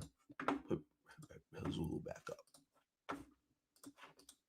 And how they feel and why it's gotten to that point is that due to Home Affairs not doing their jobs and due to corruption at the border, a lot of the migrants have been put into these black communities. And these black communities are dealing with high unemployment. So they feel like, well, shoot, man, we don't have jobs and y'all dumping a bunch of people here. And like, bro, like, what are we going to do? So it's a lot going on. Now, let me tell you something, South Africans. How you plead your case, you plead it like one commenter did yesterday. There was one woman yesterday, even though she was saying some things, but she said something to me that really stuck. She said, you know what? And she may be watching. She says, I went to school for chemical engineering. I have a degree in chemical engineering. Now, most people who have a degree in chemical engineering, they'll live a good life normally, right? Well, the sister said that she got a chemical engineering degree and she has to get up 6 a.m. in the morning to go do, I think, either a restaurant job or retail job, one of them. But it had nothing to do with her degree. And she basically had to be gone 12 hours a day. She said she gets home by 6 p.m. And she don't make the money that she should be making. She's working, a job that she's well overqualified for, let me say that much. And so people like her who have degrees in South Africa who can't get a job, well, she should have a great job. Part of them are frustrated as well. So it's like a powder keg all the way around because, listen, I understand. Again, you justifying it. That's no justification. And that's going on around the world, mostly everywhere. There are too many educated people and there's not enough jobs for educated people. Like I'm in New York. I remember a long time ago, I think when I was in high school, we saw a statistic was like 70% or 75% of people with law degrees in New York can't get a job as a lawyer. There's too many educated people. How many lawyers does a society actually need? How many chemical engineers does a society actually need? There's too many educated people in too many fields where there's not enough jobs. That ain't got nothing to do with immigrants. That's going on all around the world. And that has been problems in certain countries at certain times. Too many educated people and not enough opportunity for the educated people. Yeah, and I know the unemployment in South Africa as well, and the South African government needs to do better doing something about it. Definitely needs to do better doing something about it. But yeah, Phil, you basically justifying the xenophobia. Only thing I'm hearing from you is that, well, you don't like the way they're going about it. But yeah, the xenophobia is warranted. Come on now. Cut that out. Understand, and I sympathize and empathize with South Africans dealing with that issue. Because when you go to school, you should be able to get a good job. That's what we all were told. Look, that's even happening in the United States right now. There are people with degrees in the United States that's doing DoorDash, that's driving Uber because they can't get a job. Yet they went to school. I saw a lady that had I think she went to either Columbia University or one of the Ivy Leagues, and she's doing DoorDash. So that's happening here in the United States too. So when one person made a comment saying that, oh, you guys live in a functional country, our country is very dysfunctional. I don't believe the hype about what you see on TV about this place. This place, at least y'all got free health care. It may not be what you want, but at least we got to pay for everything here. Itemized bills. They don't give us nothing free because the white folks that's not a part of us don't want universal health care. That's what that is, because we gonna get it. That's the level of hate they got. They rather suffer in their health care just to make sure that we don't get no health care. That's some dedication to anti-black hate. Yes, that's true. And like I always say, it's more than hate. It ain't just hate. They got more than hate for us. It ain't just hate. It's more than hate. Because if you hate a people so bad that you're willing to suffer and make everybody around you suffer just so they don't get nothing, that's more than hate. Because think about it. If they didn't let's say white people still continue to vote for Democrats the same way, we still wouldn't have got as much as they got out the Democrats. They still would have lived 1,000 times better than us. But the mere fact that we were going to be able to get a little something made them throw it all away. Made them throw it all away. It's more than hate with these people. They can't be like reason with or whatever the case may be. Shout out to AO. Yeah, of course he's deflecting. Of course he's deflecting. Trying to justify xenophobia. You can't justify no xenophobia against somebody who ain't doing nothing to you. All your problems be stemming from your elites being greedy, hoarding resources, not doing what's in the best interest of the people. We know where this is coming from. Trust me on that. So no, we have a very dysfunctional country in a whole lot of ways. We may have some things that may be better, but it's extremely dysfunctional. American citizens are struggling bad in this country, real bad. Now continue. Right, Justin. Right, Justin March. Right. Correct. Like, what's the point of having free healthcare if somebody can just come chase you out the hospital? That defeats the purpose. Like, it's just like having a bunch of civil rights legislation. What's the point of having a bunch of civil rights legislation if somebody can sue using the civil rights legislation, claiming that they're being discriminated against because this legislation fixes discrimination? Like, what's the point of it? Defeat the purpose every time, every trip.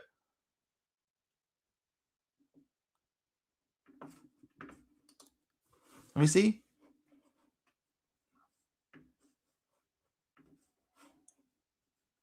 Yeah, that's what always stopped. The reason America doesn't have all these universal programs when they should have been the first, we should have been the first country with it, especially because we helped so many European countries do it, is because people just don't want black people to get anything. You can stop anything in America, no matter how good it is, no matter how much it'll benefit white people, by just saying black people going to get some too. That's all. And remember, in California, why are gun laws so strict in California? Because black people started carrying guns with the Black Panthers. They don't care about nothing. They will go against everything they ever claim to believe in and care about if it means to try to hurt black people. It don't matter. There ain't nothing that they won't go against if it means they can hurt black people.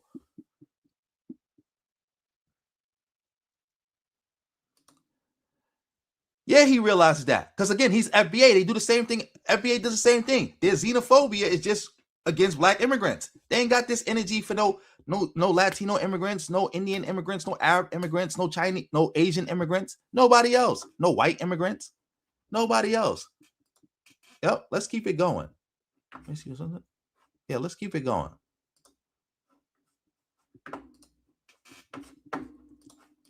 Continuing.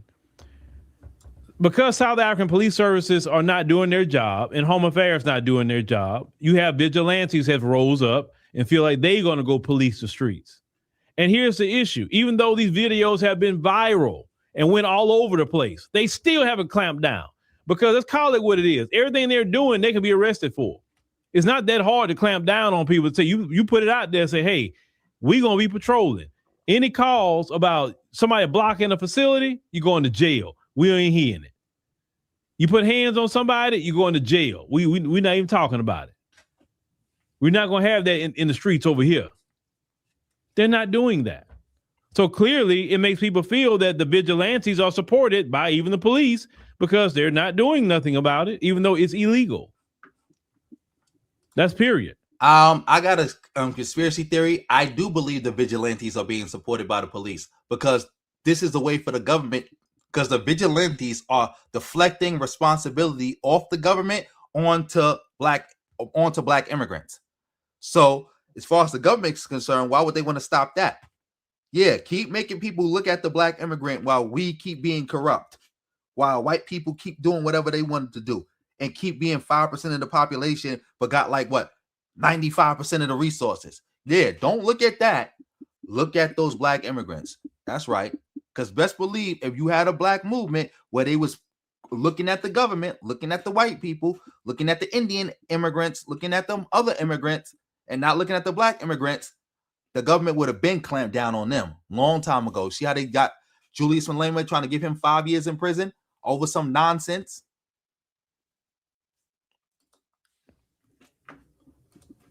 Now, we got another video to show you, but before, when we come back, We're going to show you about this one woman who is visibly pregnant. And the vigilantes, I want you to hear what they tell her about what she should do to have her baby when they have plenty of healthcare facilities in South Africa.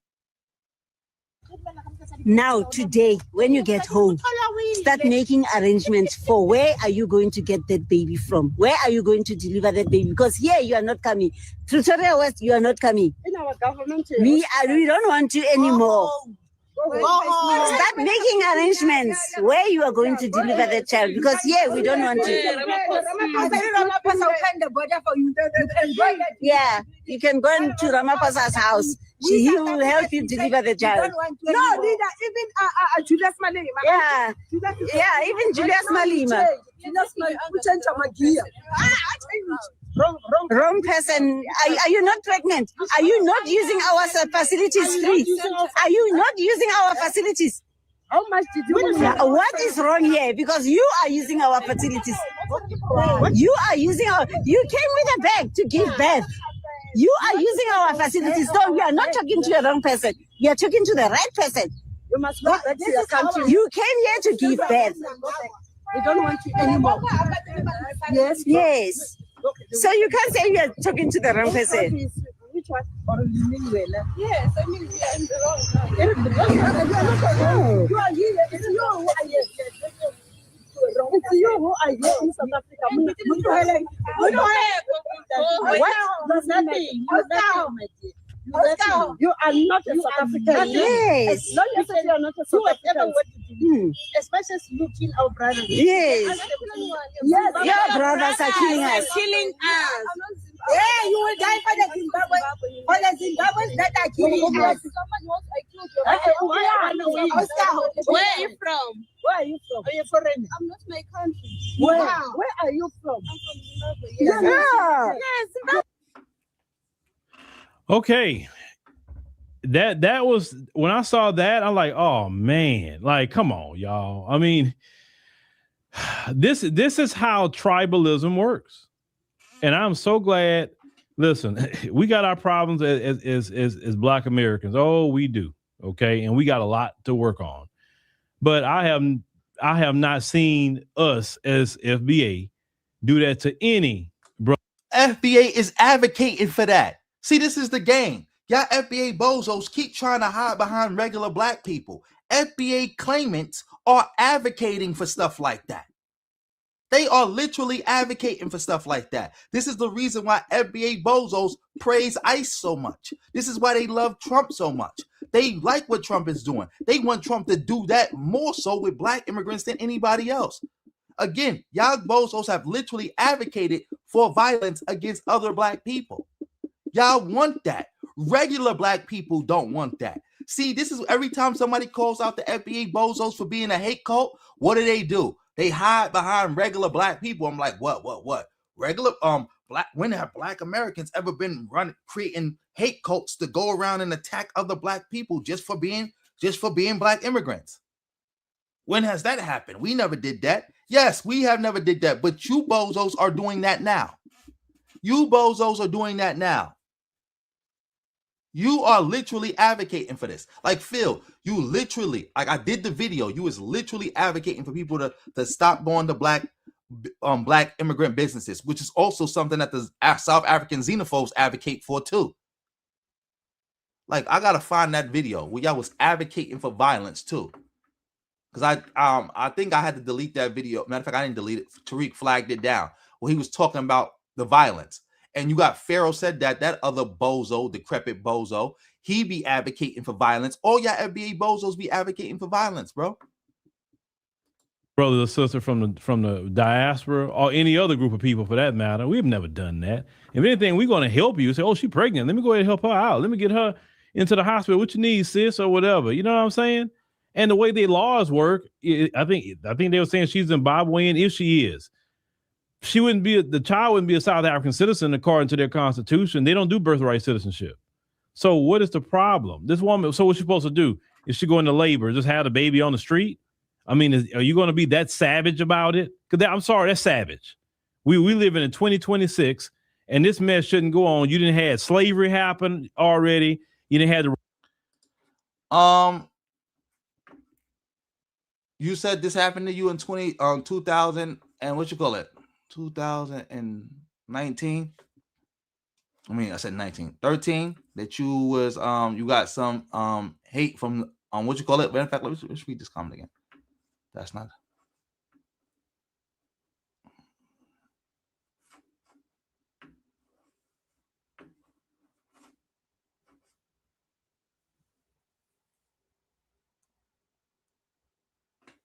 Let me see. I know FBA is a hate cult and a xenophobic. So yes, that happened to you. And yes, again, that's not black people doing that to you. That was a black person doing that to you. Because again, nobody can compare their record to Native Black Americans' record as far as being openness and accepting of other groups of black people. For every one example of that, you're not going to find no other example. For example, I think you said you was from Nigeria. Do you know who's the highest ranking black person? I mean, Nigerian in American history? Let me see. Let me find this guy's name. Let me find him. Let me see. Let's go to school today. We going to school today. What's his name? He was the deputy. Let's go to school. Secretary. Shout out to everybody still in the building. Let's see. First.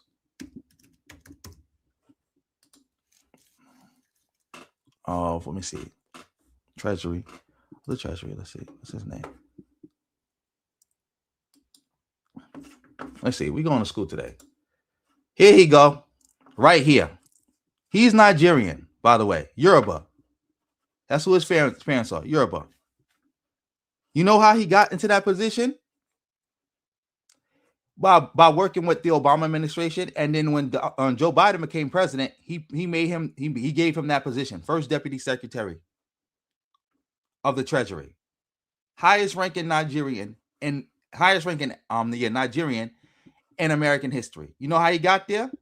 Via black people, just like the person who first brought him along, Obama, highest ranking African of direct African ancestry. How did he become president? Via black people. In America, no black person from America can come to Nigeria and become president. That's out. Become president, prime minister, any of that. That's out. Minister of oil, secretary of treasury, none of that. Just off GP, that's not happening. But that happened in America. See, we judging people by how the collectives move. We can't judge people based off how individuals move. See, that's why we call FBA a hate cult, because not everybody who quote unquote claims FBA even actually understands what it's about or whatever the case may be. But we know that the majority of them are hateful and bozos and bigots. That's why we call them that. But we know collectively, black Americans, that is not our story. Never been, never will be. And what happens here with black immigrants and other people being able to come here and do the things they do would not have been allowed nowhere else. I'm not going to say that other people were xenophobic for not allowing that, but definitely they wouldn't allow it. Definitely. That's how. Never could happen. Matter of fact, since we talking about this, we're going to be complete. I want to play something because this is my favorite clip to always play anytime an issue like this comes up. Let me see. This is my favorite clip. Shout out to everybody still in the building. We're going to do this like that, like this. We're going to do this like this. It's my favorite clip to play. I always play this clip. It's my favorite clip when we talk about this issue. Department of Justice, January 27th, 1923. 26 days after Rosewood. I know. Shout out to you. With regard to the attached. I know. I'm sorry. I don't mean to seem like I'm singling you out. I'm saying this for that greater edification of everybody in the building, because everybody don't know this. So we just doing this for the greater edification. I'm not singling you out. Trust me. I would have probably blocked you or put you on timeout or something like that. I'm not singling you out. I'm not saying you're a bad person. If that was your personal experience, you got every right to feel the way you feel, and you got every right to speak on it. I'm not trying to silence you or nothing. You see, I ain't pretend I ain't see your comment. I'm trying to address it. Marcus Garvey, a Jamaican Negro and British subject, is head of the biggest Negro organization in America. I know they don't they don't like this. And I mean, let's be honest. Should they? Shouldn't the Justice Department be looking at us like it's something wrong with us Black Americans, that the biggest Black movement in America is under the direction of some fucking Jamaican? I'm sorry, man. Maybe everybody, I'm Black, so it don't matter where Black man came from, that's lead me. No, nigga, you look fucking stupid to this white man in America. It's documented how stupid you look, nigga. The biggest organization in America is ran by a fucking Jamaican? Are you serious? But not just any Jamaican. The biggest Negro organization in America is being ran by a Jamaican under indictment in federal court. He's under indictment in federal court with Black Americans willing to testify against him. So we look like fools. We look like fools to the feds. Fuck what people got you believing. Go read it for yourself. We look like fools to these people. In some ways, these people think they saving your Black ass. This nigga scamming motherfuckers, killing folks, and y'all still following him. I always love the pain in his voice. Oh, I didn't know about this. Some FBA lady calling. I got to look into this. If you can send me like a link to this or something like that. I did not know this happened. But again, this is what I'm talking about. The difference between the South Africans and the FBA bows, the South African xenophobes and the FBA xenophobes, is that the South African xenophobes actually going to do it themselves. The FBA xenophobes are going to hide and get the police to do the violence on their behalf. They're going to get ICE to do the violence on their behalf. Like I said, everything that those South Africans is doing, they want to do, but they don't got the heart to do it themselves. So you know what they do? They turn around and they get the government to do it for them. Because again, like she said, she called ICE. If this had been, let's say, for example, a Kamala Harris administration, she wouldn't have been able to call ICE on nobody. What do you think she would have did to that Jamaican restaurant owner? Nothing. Let's say, for example, they was being rude to her and they was being disrespectful to her. What would her FBA self have done? Not a damn thing. That is what they do. It's the same thing with racist white people. A lot of racist white people ain't got the heart to go and attack Black people like they used to. So what do? They use the police. That's where we get the concept of the Karen. She wanted the Black people to go. She didn't have the heart to make Black people leave. So what did she do? She called the police to get them to do it and made it seem like the Black people was doing something wrong. You said that story wasn't real? Well, it might not have been real, but that's something that the FBA bozos have definitely advocated and called for. I've seen them call for stuff like that myself and seen them try to do something like that. But I never seen it be successful, but they have tried to do it and I have seen it. But that's they play. So even if that story is not real, like I said, that's what they want. The only thing different is they don't got the heart to do it. They want to see the Black restaurants and the Black hay breaders and all those other Black shops closed down. They ain't got the heart to go run up in there and do it themselves. So they're going to try to get the racist white system to do it. That's all. That's all. But let's get back to Phil. Let's see. Let's let him finish up because it's getting late. Rwandan genocide happened over all that dumb tribalism. Slavery happened because of tribalism. Let's call it what it is. That same attitude, I told y'all, that attitude in that video is how them white folks got our ancestors right there. Oh, shoot. Yeah. So why are you doing it right now as an FBA bozo? Let's not pretend like you're not advocating for Black immigrants to be attacked by the government. Let's not advocate like you guys ain't siding with the government against Black immigrants. Y'all definitely siding with the Trump administration. You got to hurry up, Phil. Because we're not gonna cover you could for- have them. They right there. Yeah, give me the money. Because they ain't my people. Forget them. I don't like them. They not part of us. Get them. Take them, Mr. White Man. Please get. You know what I'm saying? That's how it happened. That same attitude. It's like, and that's a listen. I'm sorry if you have the same attitude from the time of slavery all the way up to 2026. That's cultural at that point. That's a culture. So now you trying to make a cultural argument and claim that Africans are culturally defective. I'm happy I still let this video play because I was about to say that's enough of Phil because I think he's gonna start repeating himself. But I'm happy I let this video play. He's literally sitting here making an argument that Africans are culturally defective. Let's bring that back a little bit. Hey man, please get. You know what I'm saying? That's how it happened. That same attitude. It's like, and that's a listen. I'm sorry if you have the same attitude from the time of slavery all the way up to 2026. That's cultural at that point. That's a culture. Your culture is being that cutthroat that, oh, you're not my lineage or whatever. I'm going to deny you services, even though that's against the law.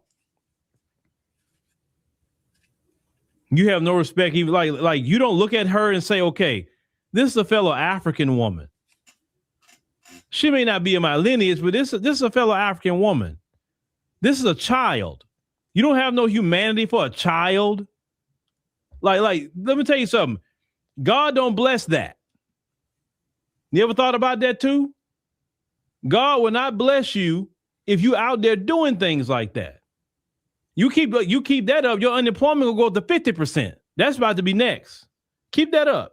You're not improving your chances. And then the whole world is seeing what you're doing. And you're like the scriptures teach, you're hardening your heart even harder about it. But that's what xenophobia is. Xenophobia is hate. You can't have, there is no compassion and hate. That don't even go together. Like you're going to be a hateful, compassionate person. Come on now. Somebody bring up a video like this, you'll justify that video. Listen, that's how hard their heart is with it. They will look at that video and won't say, man, come on, man. That's a woman with pregnant.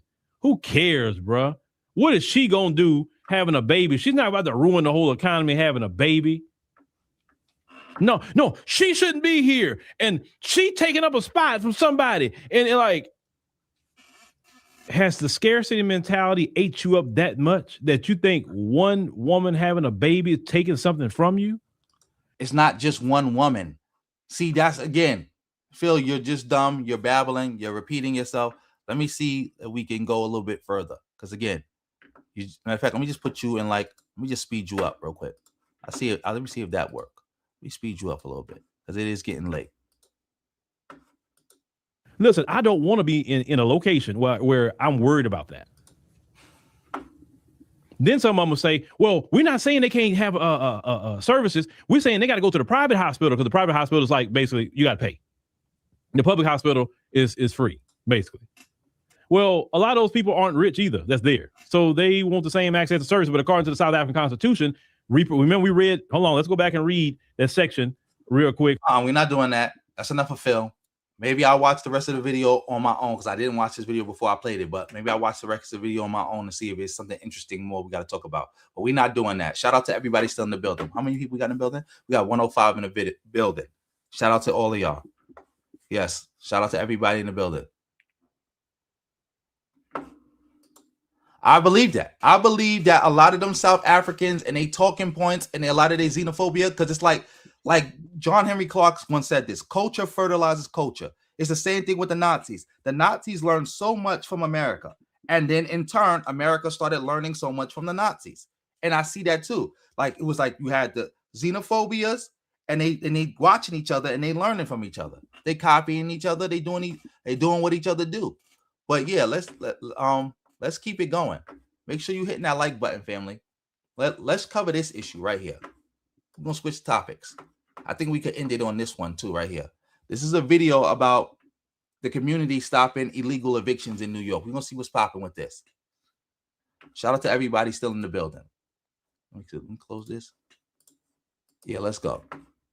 people's homes, especially from the elderly, stealing people's homes, especially from the elderly, has gotten so bad that it's not the police department that are helping these people. It's their own communities. And a shell company under the name of 227 LLC allegedly showed up, broke the locks from this house to get access, started trying to board the home up so that the owners could not get access to it. Members of the community were so outraged to what they were witnessing, one of the city's council members got arrested for trying to protect his constituents. Police being called by the company who is committing this fraud and stealing homes out from underneath rightful owners via deed theft, leaving these homeowners and their families to then have to fight the court system to get access to the home that they have already bought and paid for. In this case, it was the community members who then got access back into the house as they were trying to change the locks on the rightful owners. All of this while there was a police presence, but it wasn't the police who helped, it was the community. Council member who was arrested by police for trying to protect one of the victims released this statement, including the precinct where he's currently being held. The mayor of New York City, so upset and disgusted by what he is seeing, now established an Office of Deed Theft Prevention. All of this just to help people keep the homes they already own. Yes, that's a big thing in New York right now. That's a big thing everywhere with deed theft. I don't understand how it's so easy to steal somebody's house. It's harder to steal a package from somebody's porch than it is to steal the whole house. That's what it seemed like with these deed thefts, where anybody could just come and file a deed of ownership to a house, and then now it's their house, and now you got to fight them in court forever and forever and forever to try to get your house back.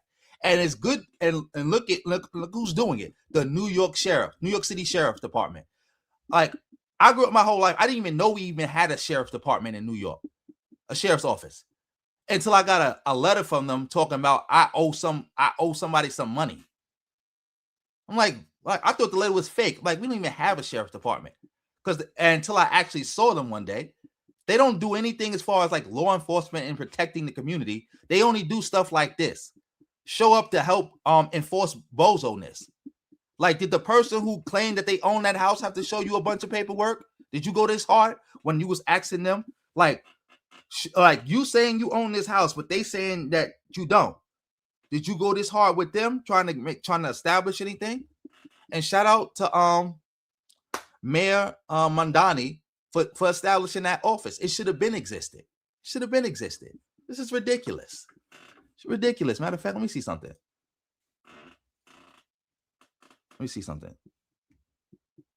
In fact, what do I want to look at?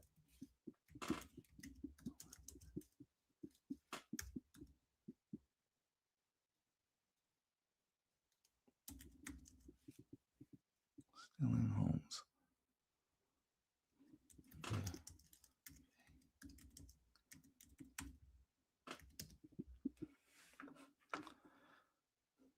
Let me see. I think this is the same lady. Let's look at her.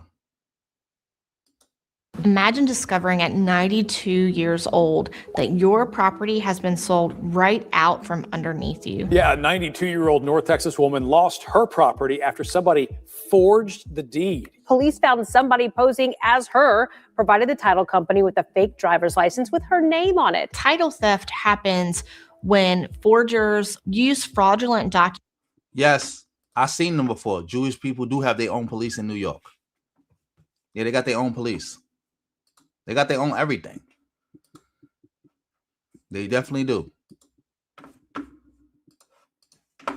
Documents to convey away your property, and then once the proceeds are sent out, this fake seller, this fraudster, runs away with the money. Some counties offer kind of like a title check, so that any time your property has any document filed related to it, you'll be notified. So that's one thing you can do. But also pay careful attention to your credit reports. Imagine discovering at 92 years old that your property has been sold right out from underneath you. Yeah, a 92-year-old North Texas woman.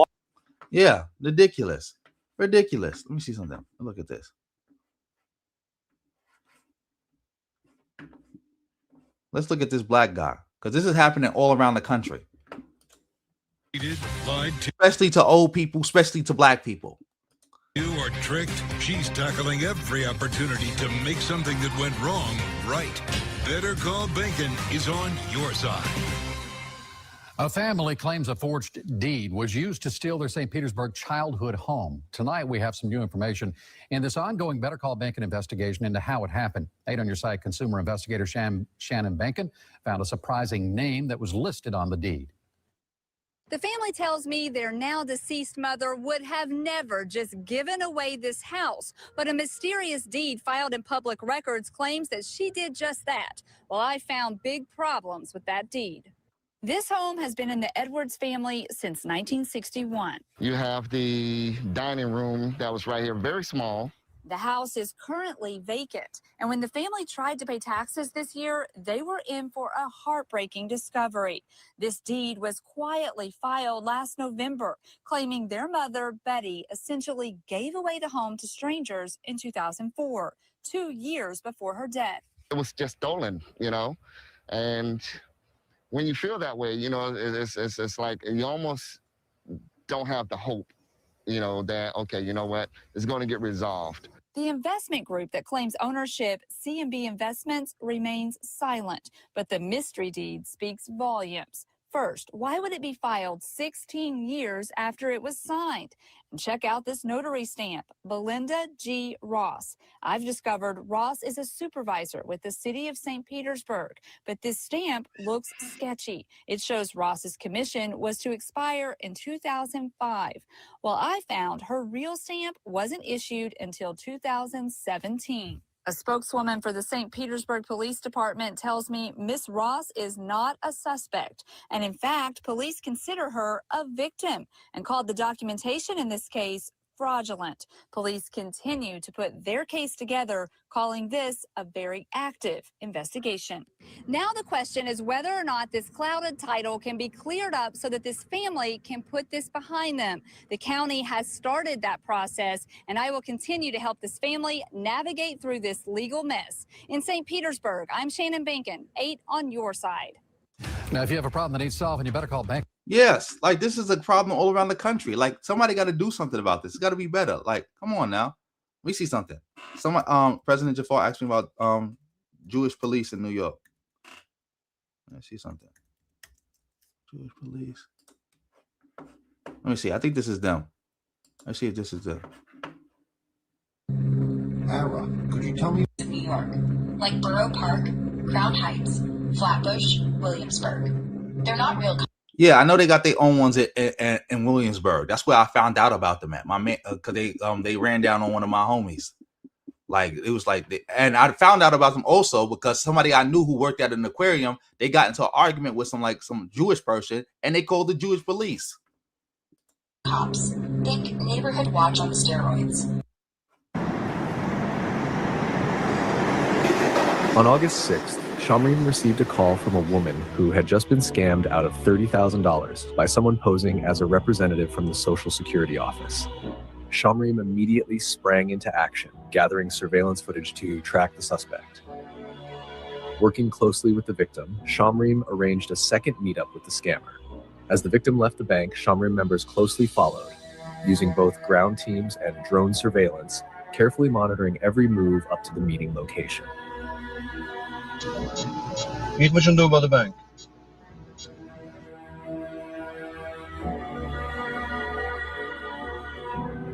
I don't know if they the same people or they merged, Fahima, because they might have merged. Because yeah, I heard about I didn't even believe my friend when he told me they stopped him, and then somebody else was like, yeah, I worked with the it was like I was working at the aquarium and I got into an argument with the Jewish person. They called the Jewish police on me. And the Jewish police came there like, oh, come on. Yeah, technically speaking, they not real police, but in reality, they real police. They got their own police unit. They can do their own investigations. They'll put handcuffs on you and everything, and you'll have a real case. So they not real police, only in name only.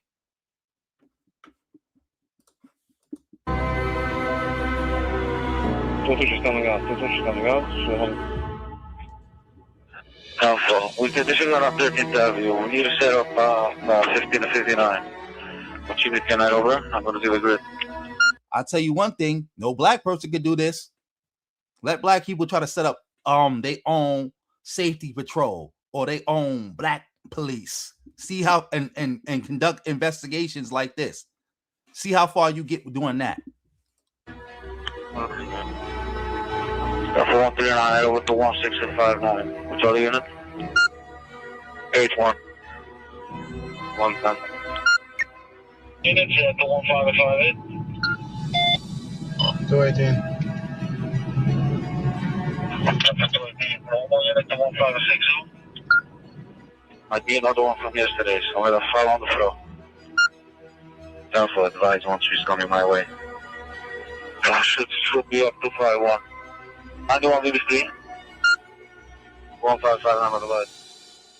In coordination with the NYPD's 66th precinct, officers were in position.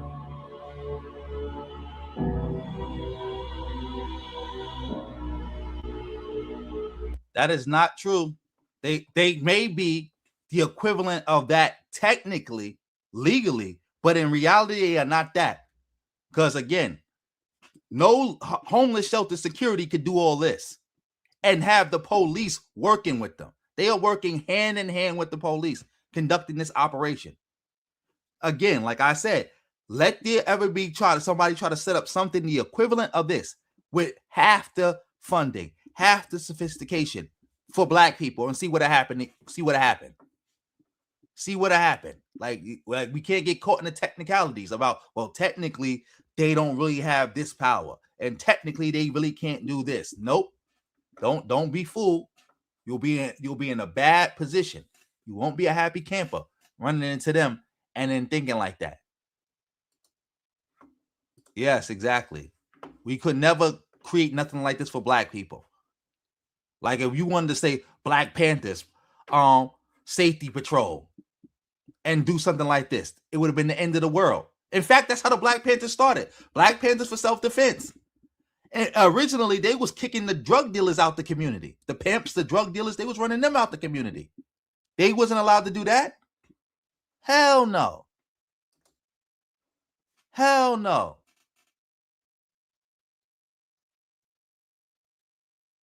Oh, yeah, they've been doing this for a while, like with the squatters' rights and everything.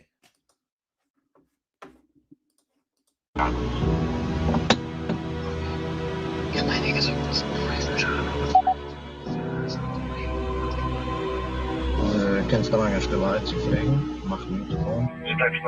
Don't worry.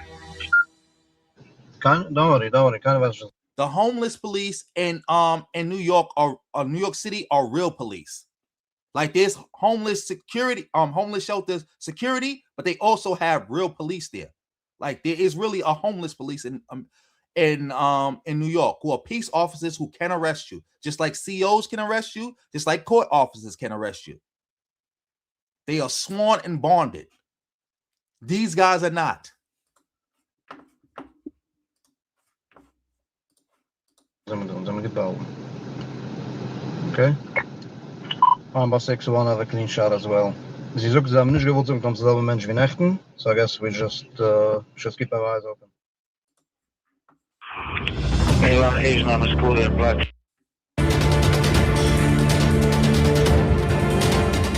As soon as the perpetrator completed the transaction, the NYPD moved in and made the arrest. Borough Park Shamroon reminds me, never give out personal information over the phone. Yeah, look at them. They all came together with the police. You'll never see nothing like this happen with the black community. Let's see. Let's zoom out again when they make the second transaction. Package right now. Waiting for the code. He has the package. He has the package right.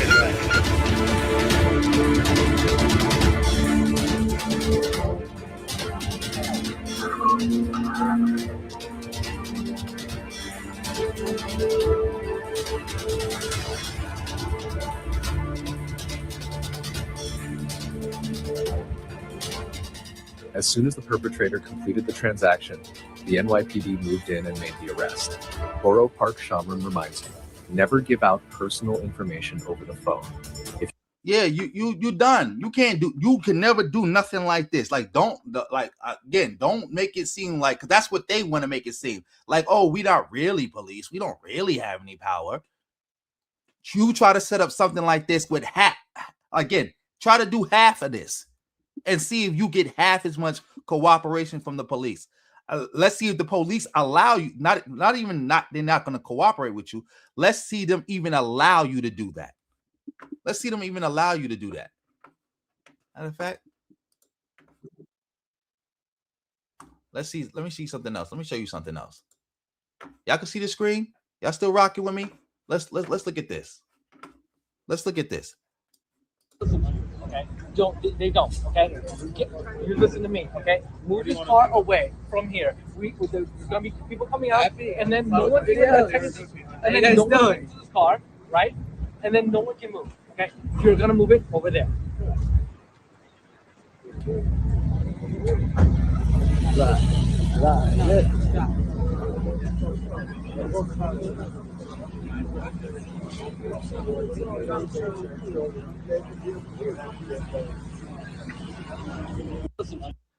Look at that. The NYPD negotiating with them, talking with them, and look at that car. You think you could create something like that for black people? You think you could have a car riding around like that for black people? The NYPD will let that happen. The city of New York will let that happen. Any city will let that happen. The answer is no. No, you're not doing nothing like that. And they definitely ain't negotiating with you. You going to jail. And that stuff getting told.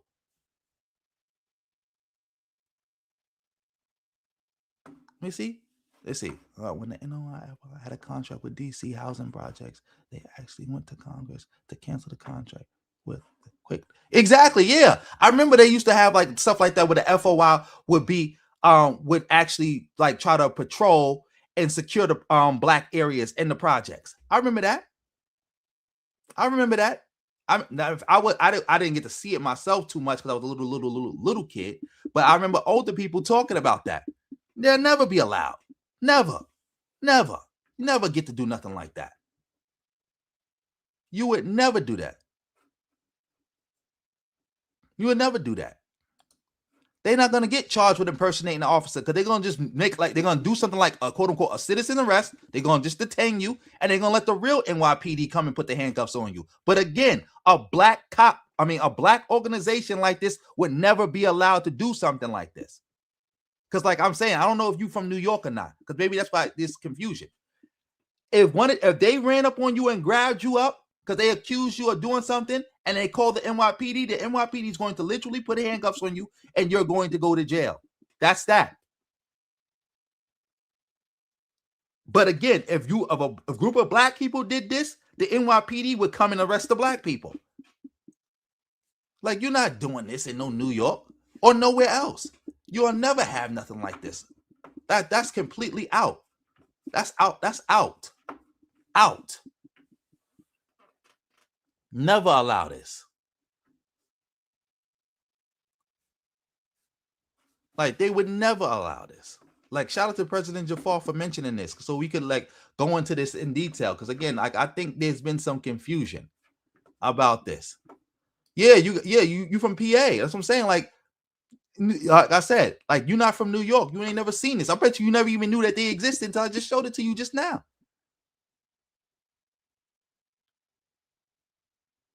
Like I bet you never even. I bet you didn't even know the Jews had their own police in New York until you just seen it just now. That be conducting operations and everything. Like, and don't be like I said, like this happened to my friend in Williamsburg. The whole community came out, they came out, everything.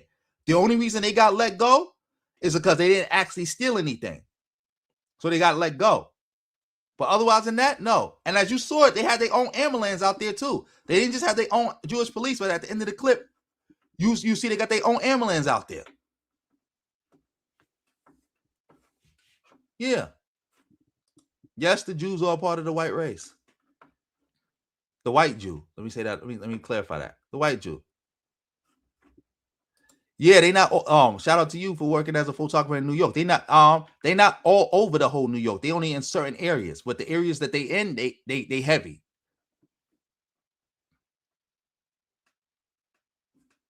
Yeah, like in parts of Flatbush, what is it? Williamsburg, they out there. Yeah, we do have hip hop police. We definitely got those. Yeah. But yeah, like I said, like that's real. Like, and again, you and we as black people would never be able to do nothing like this. Never, not in a million years. It'd be the end of the world. End of the world. End of the world. End of the world. But yeah, I'm gonna probably end this video here. Family, before you go, make sure you hit this link.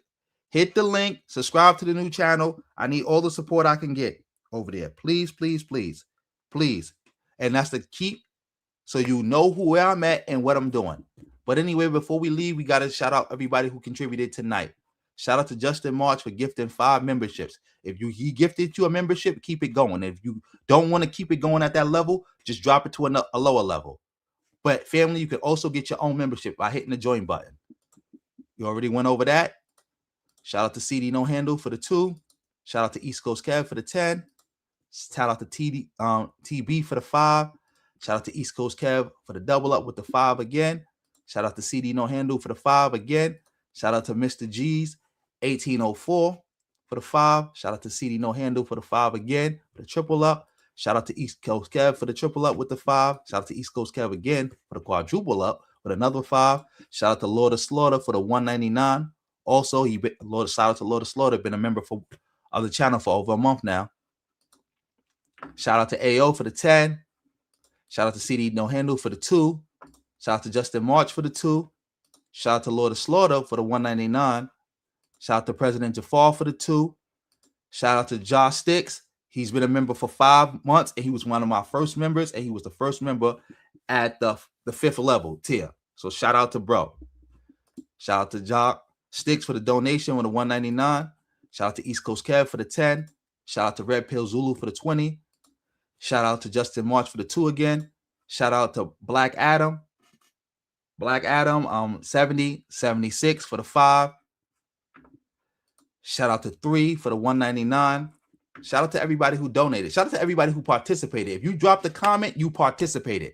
Because like I always tell people, if you ain't even got nothing to comment, a fire emoji helps. Because every comment helps signals to YouTube that this live stream is really like participating. Like you got a lot of participation. So they'll share it and recommend it more. So your comments matter. When you're hitting that reaction heart button at the bottom, that matters. When you sharing the stream, that matters. You liking the stream, that matters. Everything you do helps, and it's much appreciated, and it matters. You hitting the PayPal, the Cash App, that matters. You subscribing to my other social media sites, and you just hitting me in the DMs, showing me new stuff, that matters. Yes, engagement matters of any type. Because, like, again, a lot of these stories I'm getting from people who follow me on Twitter, and I'm finding out from them from there. So if you on TikTok, like somebody said on earlier, am I on TikTok? Yes, I don't post there, but I'm there. So if you see a good story, send it to me. We could cover it here. Just again, shout out to everybody in the building. Much appreciated. And, have a good night. On that note, family, peace.